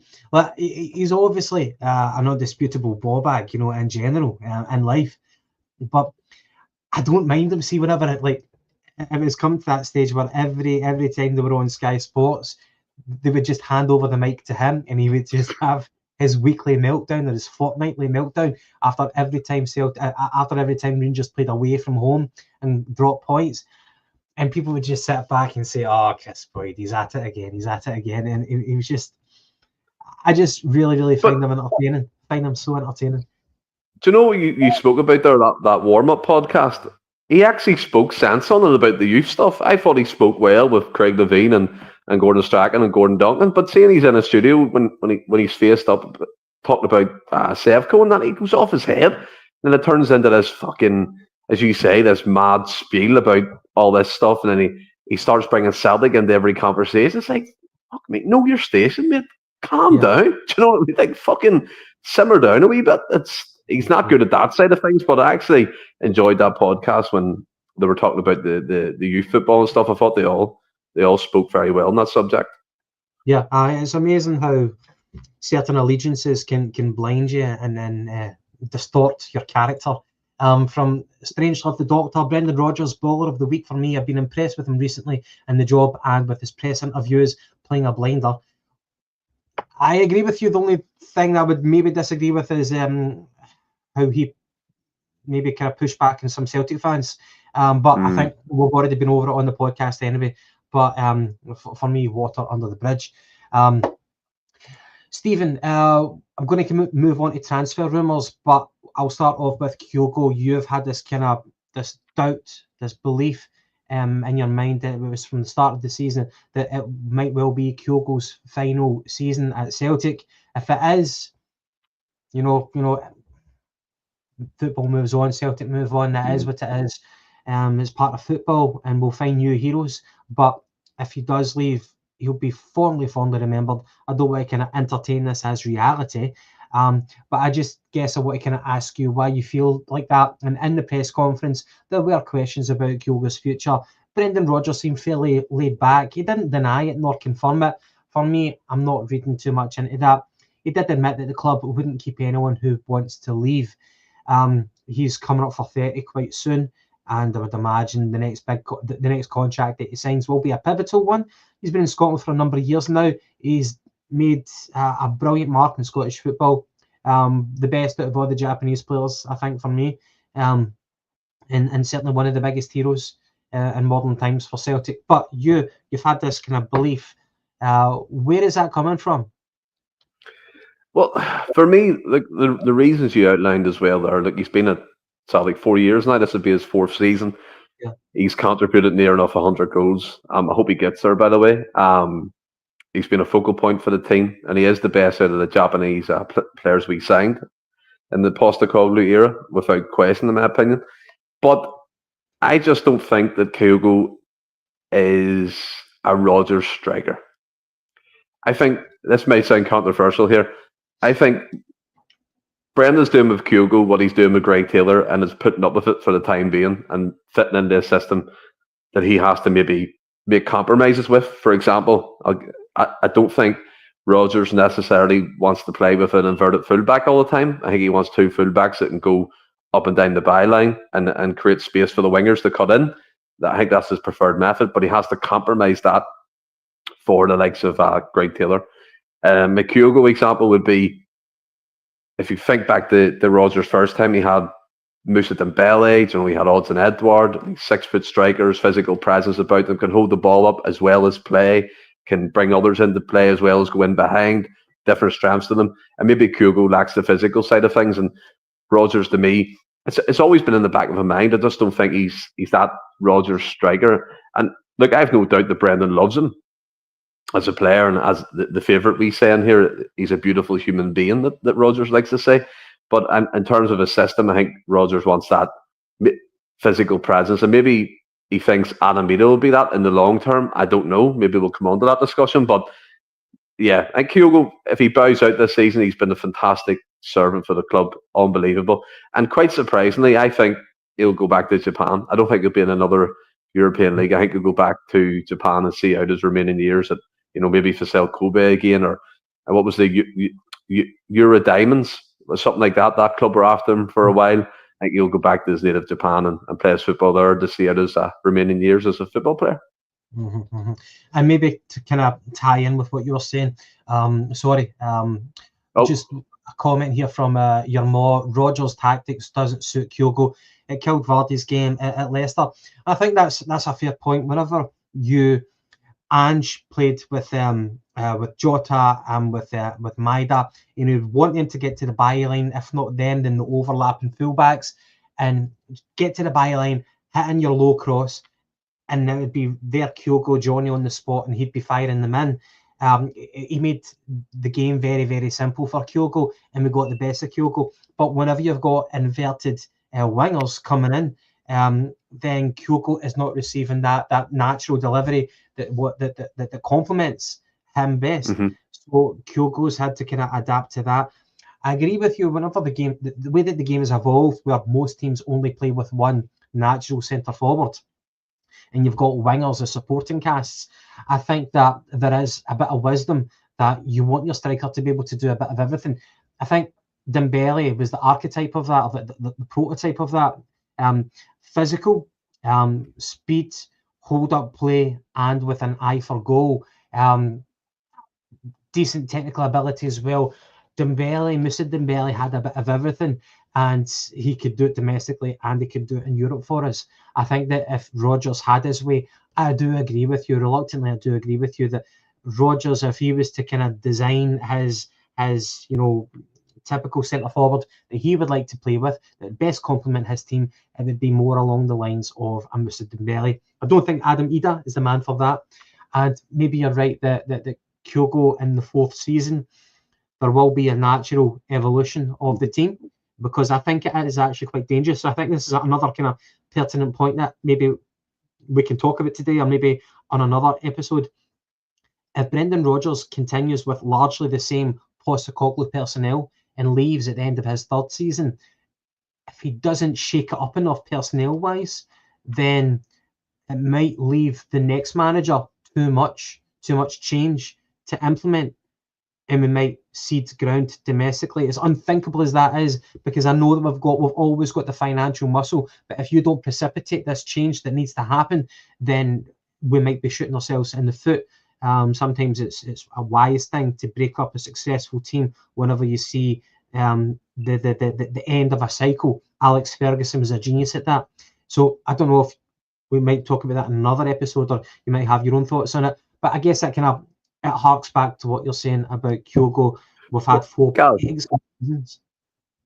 I think as well, like, what will tell me Rodgers' future is the signings he makes between this window and the summer window. If it's looking to the future with good pedigree players coming in, good age profile, then you can maybe say he's going to stay. But again, for me, I think that Rodgers will see his 3 years and he will leave. I don't think he'll sign a new contract. I believe that as well. I believe that since he walked in the door for the second time. And where do we go from there? We don't know. That's obviously a year and a half away, or whatever it may be. But I totally agree. If there's work going to be done, and if we're doing succession planning in the right way, then that recruitment needs to be evolving throughout this window and the summer window to get ready for that next, turn of players coming in, for that next manager who fits the profile coming in. And look, we're way, way, way down the line here, but as a professional football club, you think we have the football doctor now, Paul Tisdale, in operation. He'll be looking 2 or 3 years away to see what the future may look like, and kind of put that into a landscape for Celtic and a clear plan to follow. So not really worried about that too much at the moment, but get into the summer, it'll be wet. It will be weighing on my mind a lot. Yeah. I agree with you. See, in terms of Adam Idah, maybe not to linger on the point too much, but I don't think he's good enough to be the main Celtic number 9. I kind of gave him a compliment earlier on today, where I think that with the quick turnaround of games, and especially with like some shitty conditions like it was up in Dingwall in the cold and on that pitch, sometimes it can work well playing Adam Idah. I just don't think that he's I think out of all the players compared to last season, the biggest drop off in performance has been Adam Idah. I think we've seen the best of him last season. I think we've seen the worst of him this season. That doesn't mean I'm saying he's a bad player. I'm just saying that, Stephen, you kind of teased you sometimes, where you said you thought the O was a better player than Adam Idah. You and I just think that maybe Still do. Maybe the difference isn't that massive anyway. I don't care about the transfer fee. That's done and dusted. Transfer fee is yesterday's news. The fact is, we've got a guy on our books, and I think if Kyogo was to leave, I don't think Adam Idah has near enough the qualities to be a Celtic number 9. So that's that. Would you agree, or would you think I'm being harsh? I don't think you're being harsh. And what annoys me is every time you criticise Adam Idah, the pre-season argument gets thrown up. We are 6 months past pre-season. He's started matches. He's been in full training with the team now since he joined again on a permanent contract. So his fitness should be up there with the rest of the team.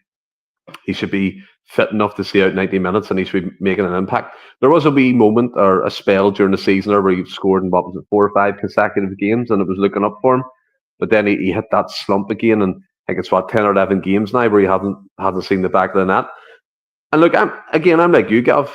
I'm not writing him off, but you have to say what you see. I mean, Arnie Engels got it for a few weeks, and Adam Idah's in the firing line now.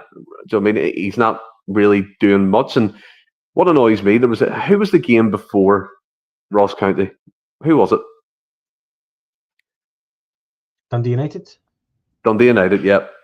And there were so many occasions where the ball was whipped into the box, either low or high, and Adam Idah was 2 or 3 yards away from the ball, instead of anticipating where that ball should be in the 6-yard area and attacking that and making an impact and trying to turn a goal scoring opportunity or score a goal for himself. Look, there's no doubt he has nice flashes of play in terms of link up. That the first goal, for example, they'll be flicking the Calmac, and that kind of that routine play that was done was fantastic. But he needs to do more. He needs to really show up again.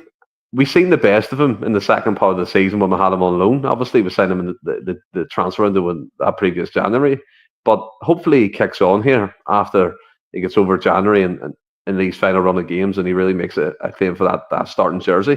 But it's, he'll always be that transfer fee will always be put over his head.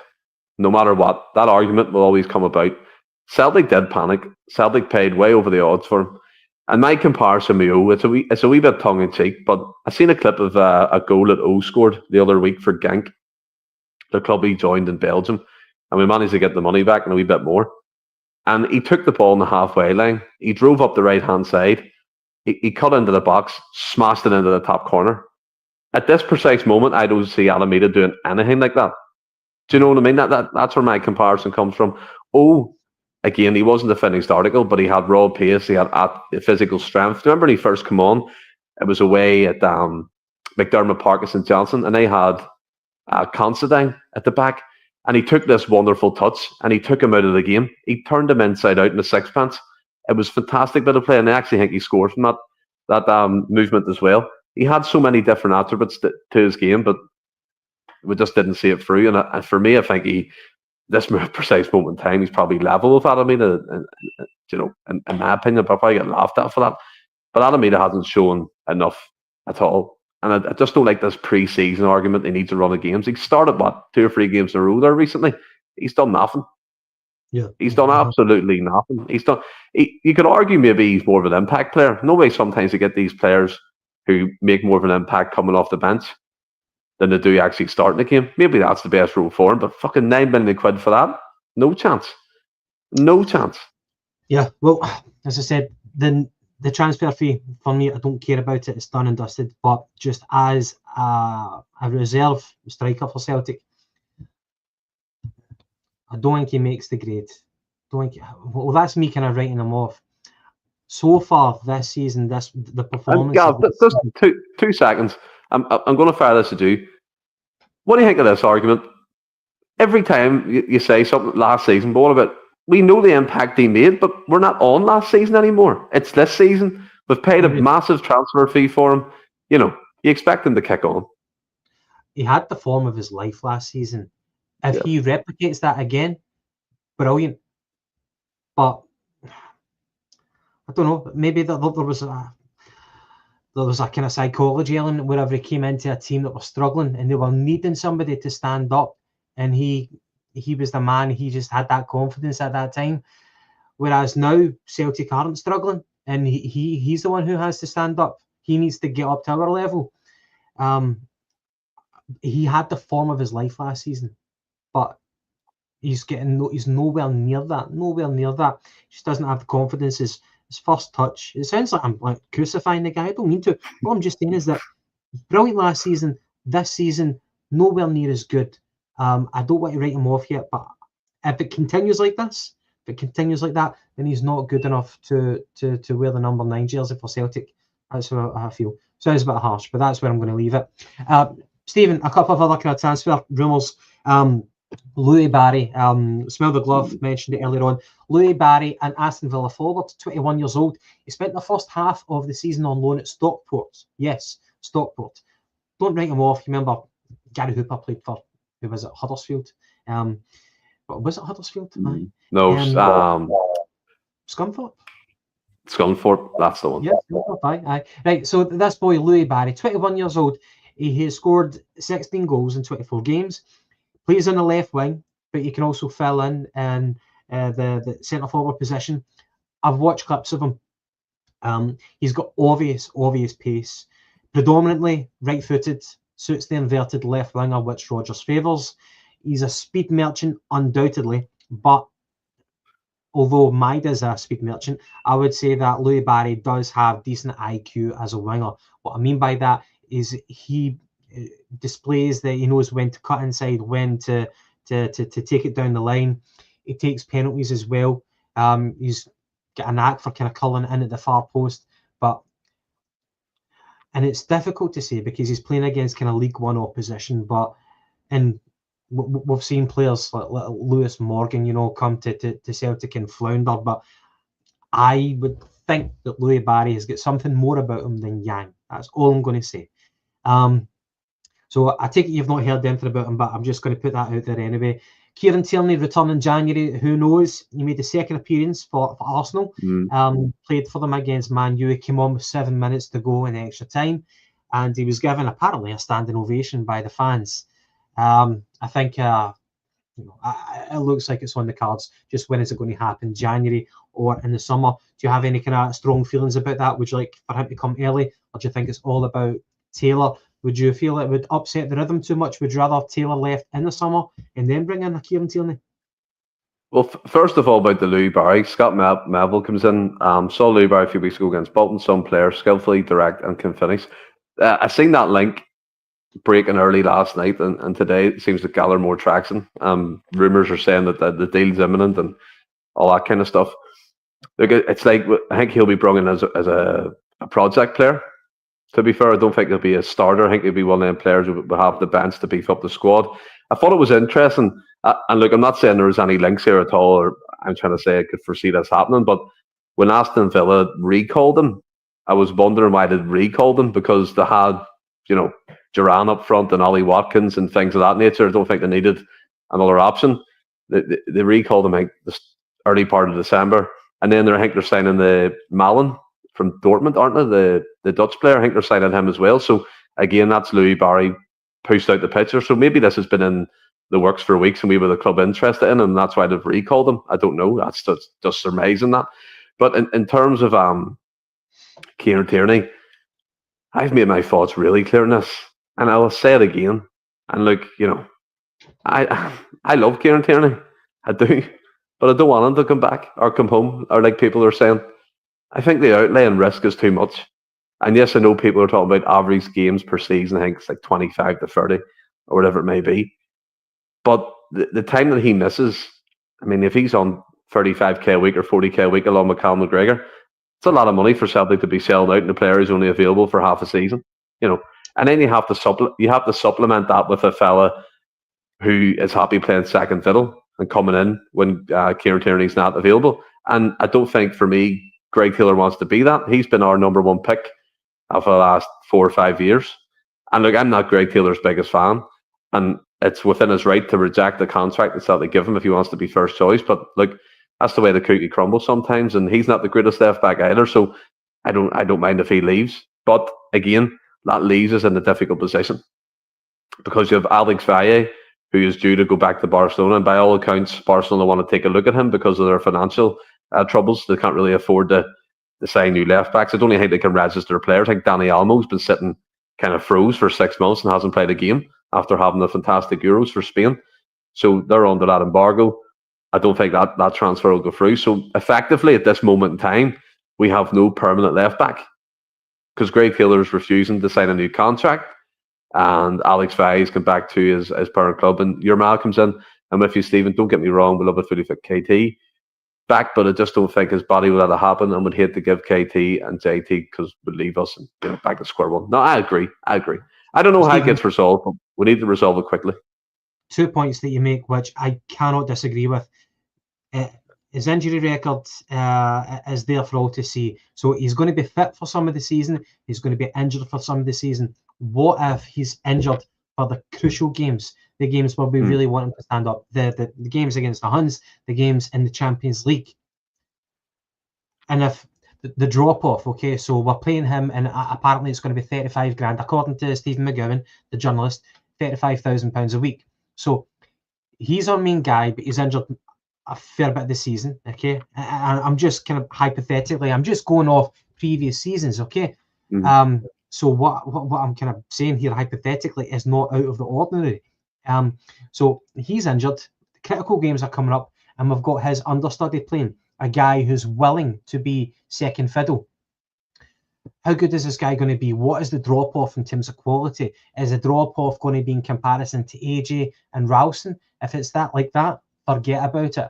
Not a chance. I don't want somebody of Anthony Ralston's calibre playing at left back in the big Champions League games for Celtic. We've rolled the dice too many times at left back. We persisted with Greg Taylor. We got lucky with Ange. His style of play fitted what Greg Taylor could bring to the club, and it's worked okay, despite his limitations. We knew in the big games he would get exposed, and predominantly, whether you like it or not, whether you love Greg Taylor or not, teams do target our left flank more than the right flank because it's the weakest of the two. We're going to have to roll the dice again. We're going to have to make a big decision, but it looks like Kieran Tierney is going to be the man coming in. If we are paying him 35,000, then we really, really need to think carefully.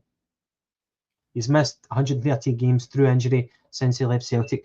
We have to really, really think carefully about his understudy because that might be the man that is going to have to carry us in these big games.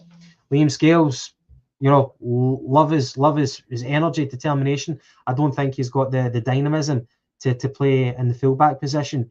I think he's just a wee bit too slow. I think he reads the game better as a centre back. I remember his first ever press conference at Celtic. He played in his Irish team at centre back, left wing back, and left back. He said that he preferred playing at centre back. He reads the game perfectly. He reads the game better there. That's what he preferred. Just don't think he's mobile enough to get up and down. I think that a winger worth his salt would rinse him on the flank. I just don't think that's his best position. But so back to my point, Stephen, it's the understudy who is backing up Kieran Tierney. Yep. If we are shelling out tuppence, then we're going to get a tuppence performance. We really need to be careful about this. So that's the biggest issue, because someone needs to come in comfortable in the fact that they're going to be second choice until he's injured. There's no way we can manage or predict when KT will be injured. He'll have to play the games until he breaks down. That's not the way football works. You can't be like, he's going to get injured this game, take him out, we'll put the understudy in. I just don't think Greg Taylor wants to be that, and that's why it's taking so long to resolve this. Also, with the wages he's asking for, 25 grand a week apparently, the Celtic board are going to say no outright. 25 grand a week and a 35 grand a week left back, that's not happening.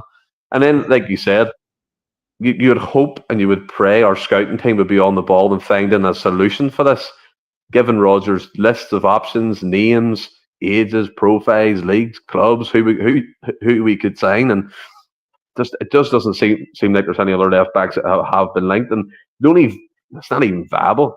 But the only one I can even think of on a domestic level is your wee man Penrice that plays for Hearts. Like the drop off, don't think it would be as drastic as the Ralston and AJ one, but Penrice has been a bright spark in a Hearts team that's been average this season. He's been the one that's kind of stood up and been counted, so to speak. You think he's only 23, 24. He's available on a free. So I don't know. Maybe there's a situation brewing there, but you'd hope to think there's something going on in the background in case none of these options work out. Because as I said, we're in a bad position where we have literally no permanent left back at the club. Yeah. And moving on, Palma, the negotiations are in the final stage for him to join Rayo Vallecano on loan. That deal fell through. Has it? They have a transfer embargo. Oh, fuck. It only broke today, apparently, but that deal's off. Shit. I was reading on the local newspaper that there'd be an option to buy. He was expected to travel, but, well, Stephen's kiboshed that. Okay, so another one I've heard is Sondre Orja something. He's 21 years old. He's aware of interest from Celtic, and his club are Sarpsborg. They want 7 million for the winger. I've watched his clips on YouTube. He looks a prospect. Left winger, inverted, for 7 million. That's a hefty fee. I think people are taking us to the cleaners right now for transfer fees. Yeah, Palma deal is dead in the water. So thank you for kind of confirming that. But the boy, Sondre Orjaston, whatever his name is, 21 years old. He looks all right. He looks a prospect, but it's a prospect. And for £7 million, I'm not too sure about it. There's been other talk about, do you remember that blonde-haired winger who was playing for Lazio? He was kind of surplus to requirements at the start of the season. He didn't want Gustav to go. Or something. Aye. He wanted to give it another go at Lazio. His name is rearing its head again in the papers. Don't know about him. And obviously the other one who keeps on coming back, the recurring transfer rumour is Kvistgarden, the Norwegian guy. Or is it Swedish? Norwegian. Aye. I don't know if he's a winger or a centre forward, but that sounds like a kind of club signing, because we were rumoured to be interested in him before Brendan Rodgers took over. So anyway, that's some of the names that I've been hearing about. Can I just ask you, is it important? Do you feel it's important for us to bring in new bodies in January? I guess if Palma is leaving, then we need to. But I just feel that if Palma wasn't leaving, I think it'd be one of the few seasons as an exception domestically where we don't need to strengthen. We can go over the line somewhat fairly comfortably. And I think if we were to bring in a signing in the summer, I don't think it's going to make jack shit impact in terms of the Champions League. I think what we've got, the players we've got right now, the other guys who are going to make whatever impact it is in the remaining games that we've got in the Champions League. So I think whoever we do bring in January, it will be more thinking for the future. So I was just wanting to get your thoughts on how important is it to strengthen in January. Well, see, for me, this is the trap that we could fall into by, the league's safe and we can go over the line with what we have domestically. But if we're always talking about future planning and succession planning and looking forward to that Champions League campaign and things of that nature, then it's important to bed players in and get players in and give them that 6-month to 8-month period before before the start of that new season to get the full pre-season as well. So it's important that we make efforts to try and sign players in this transfer window. I know that saying from managers it's tough and things of that nature. Look, it might well be. I don't know the ins and outs of how it works in the transfer operations and scouting and things of that nature, but it's imperative we need fresh blood in the wings. So we need at least 2 wingers to supplement Palma and Yang possibly leaving, and to bridge that drop-off gap between Yang and Kuhn and Maeda and Palma. That needs bridged. We need better quality on the flanks, definitely, and obviously the left back position needs sorted out. And you listen to Rogers. He seems bullish. He seems confident that that's going to happen. That he's going to come out of this window stronger. And it'll also give me an indication of where maybe Brendan sees his future. You know what I mean? As I said earlier on, if he signs players who are eyes for the future, does that mean he's staying on possibly to bed these players in to create a new squad? You know what I mean? Because it will be slightly like a rebuild in the next couple of years, because you'll have players moving on naturally. 3 or 4 years at a club is a long time now in professional football. Rio, he's made noises before about wanting to leave. Kuhn, people are looking at Kuhn, his form. Big clubs are sniffing around him. So you have to prepare for these eventualities. And yeah, it's important.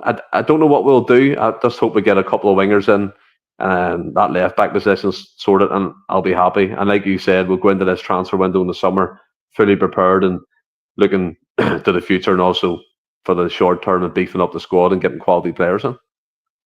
Well said. And we're just going to finish up for tonight as we approach the 2nd of our mark. We've got Dundee and Celtic tomorrow night. So the games, as we said, coming thick and fast. We've got another one on Saturday, and we've got another one midweek against Young Boys. So for the game tomorrow night, and from Paul, tonight's Endless Celts is brought to you by our sponsor, Denture Cream. And Corvo, Kuhn needs another season in the SPL. It's too early for him. By the way, Corvo, see your man Guimaraes for Newcastle. One heck of a player. Brilliant midfielder. I think he can do it all. Big fan of him. Where's the quiz?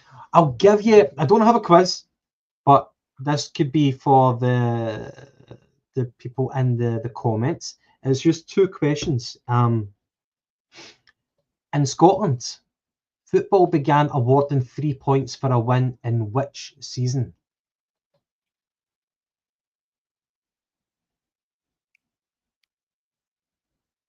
'74. Pardon me? 74.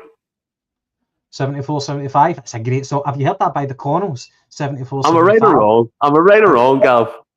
It's a one-hit wonder, 74, 75. Got no reason for coming to me in the rain running down. There's no reason. Brilliant tune. You're going to listen to it after tonight's episode? Nah. Oh, I've just pissed you off. I've put you right off it. Yeah, so the question, in Scotland, football began awarding 3 points for a win in which season?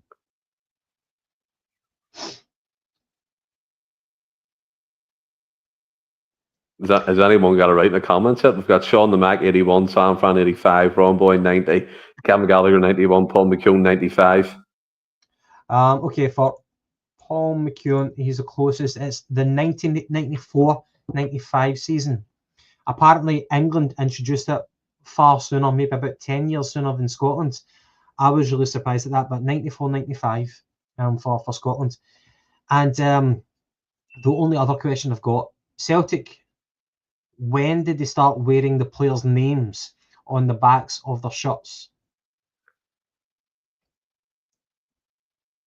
97. 97?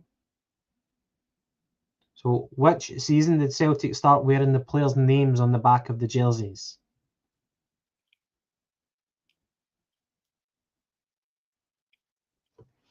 Pork Chop Express 93, Paul McCune 92, your man 98, 420 somewhere 94.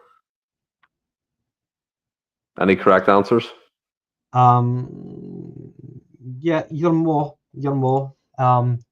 Sorry, you're more. 98, 99. That was the season. You got it right.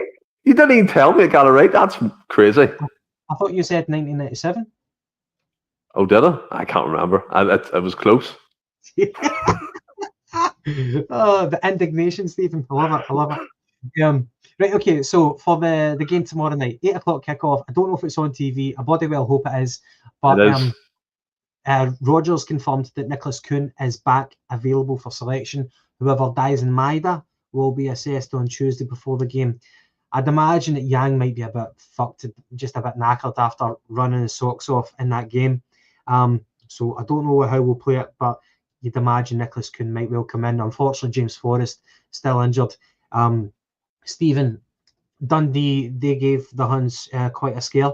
Well, they drew with them, didn't they? Was it one each? Was it one each? One each, yeah. Aye. So I'm imagining another tough game. They've got some decent players. Like McCowan's old team. So maybe McCowan might come in. But what's your expectations for the game? Do you think it'll be another kind of tough, turgid affair? Yeah, I think it has all the hallmarks of that. Dundee will make it tough for you. Like you said, they've got a good kind of counter-attack threat. I think they've got a player, I think it's Idah. I think he scored against Rangers, probably butchering his name, but he's an Austrian fella on loan from Burnley. They just confirmed today that they've extended his loan to the end of the season. He looks a good player. As I mentioned, Lyle Cameron, he missed the game against them, but I think he's back in. He's their best player in terms of creativity.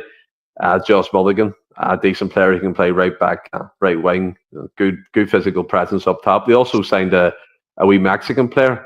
They have a link up with Monterrey over in Mexico. Seems to be a decent wee player, number 10, takes the ball in and links up the play on that. But yeah, look, I'm expecting a tough game. As I said, Tony Docherty's worked wonders with the budget he has up there at Dens Park, and I mean they're punching above their weight usually every season at the moment. And I would be a bit wary of throwing Kuhn back in. You know, I might not risk him. If I was the manager, I would be inclined to play the type of system I played at Dingwall, just to get through this game. You know what I mean? Give players like Kuhn an extra day recovery and get them ready for that young boys game, which is crucial to our Champions League campaign. In terms of our lineup, I would go Kasper Schmeichel, Alistair Johnson, Carter Vickers, Trusty, Alex Valle to keep his place. Just for the kind of shape and stuff. Callum McGregor, Arnie Engels, Luke McCowan. I would bring him in. And then up top, I would go Yang, Idah, and Kyogo. So quite similar. Luke McCowan, Callum McGregor, and Arnie Engels. Is Bernardo fit? Yeah, was he on the bench? I don't think he was on the bench, and there was no mention of an injury. It's strange. Bernardo to me has been a decent player this season, bar one bad game against them at Ibrox. But I don't know what's going on with him at the minute. But hopefully he's back in the squad. But the score prediction, I would go 3-1 to Celtic tomorrow night. Interesting. Yes, interesting that you said you would take you would take a Valle over Taylor, because Taylor was on the bench for the game on Saturday, and near the end, in like the 85th minute, when Valle came off, Taylor never came on. It was Scales who came on. I thought that was actually quite a smart decision, because we were still protecting a 2-1 lead at that point with 5 minutes to go plus stoppage time, and I thought it was quite smart for the physicality and the height of Scales to come on over Taylor. However, I do think Taylor will get the nod for this, even though I appreciate that Valle might suit the system better. But just because the games are coming in too quick succession right now, I can see the changes being, and Taylor will start, I think.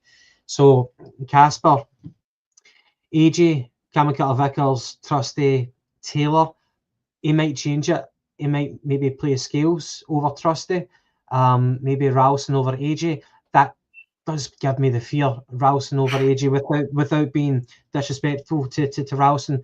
But I guess to an extent, if you're the coach and you know Ralston's one of your players, he's in the squad, then, and if players need to be rested, then he might do that.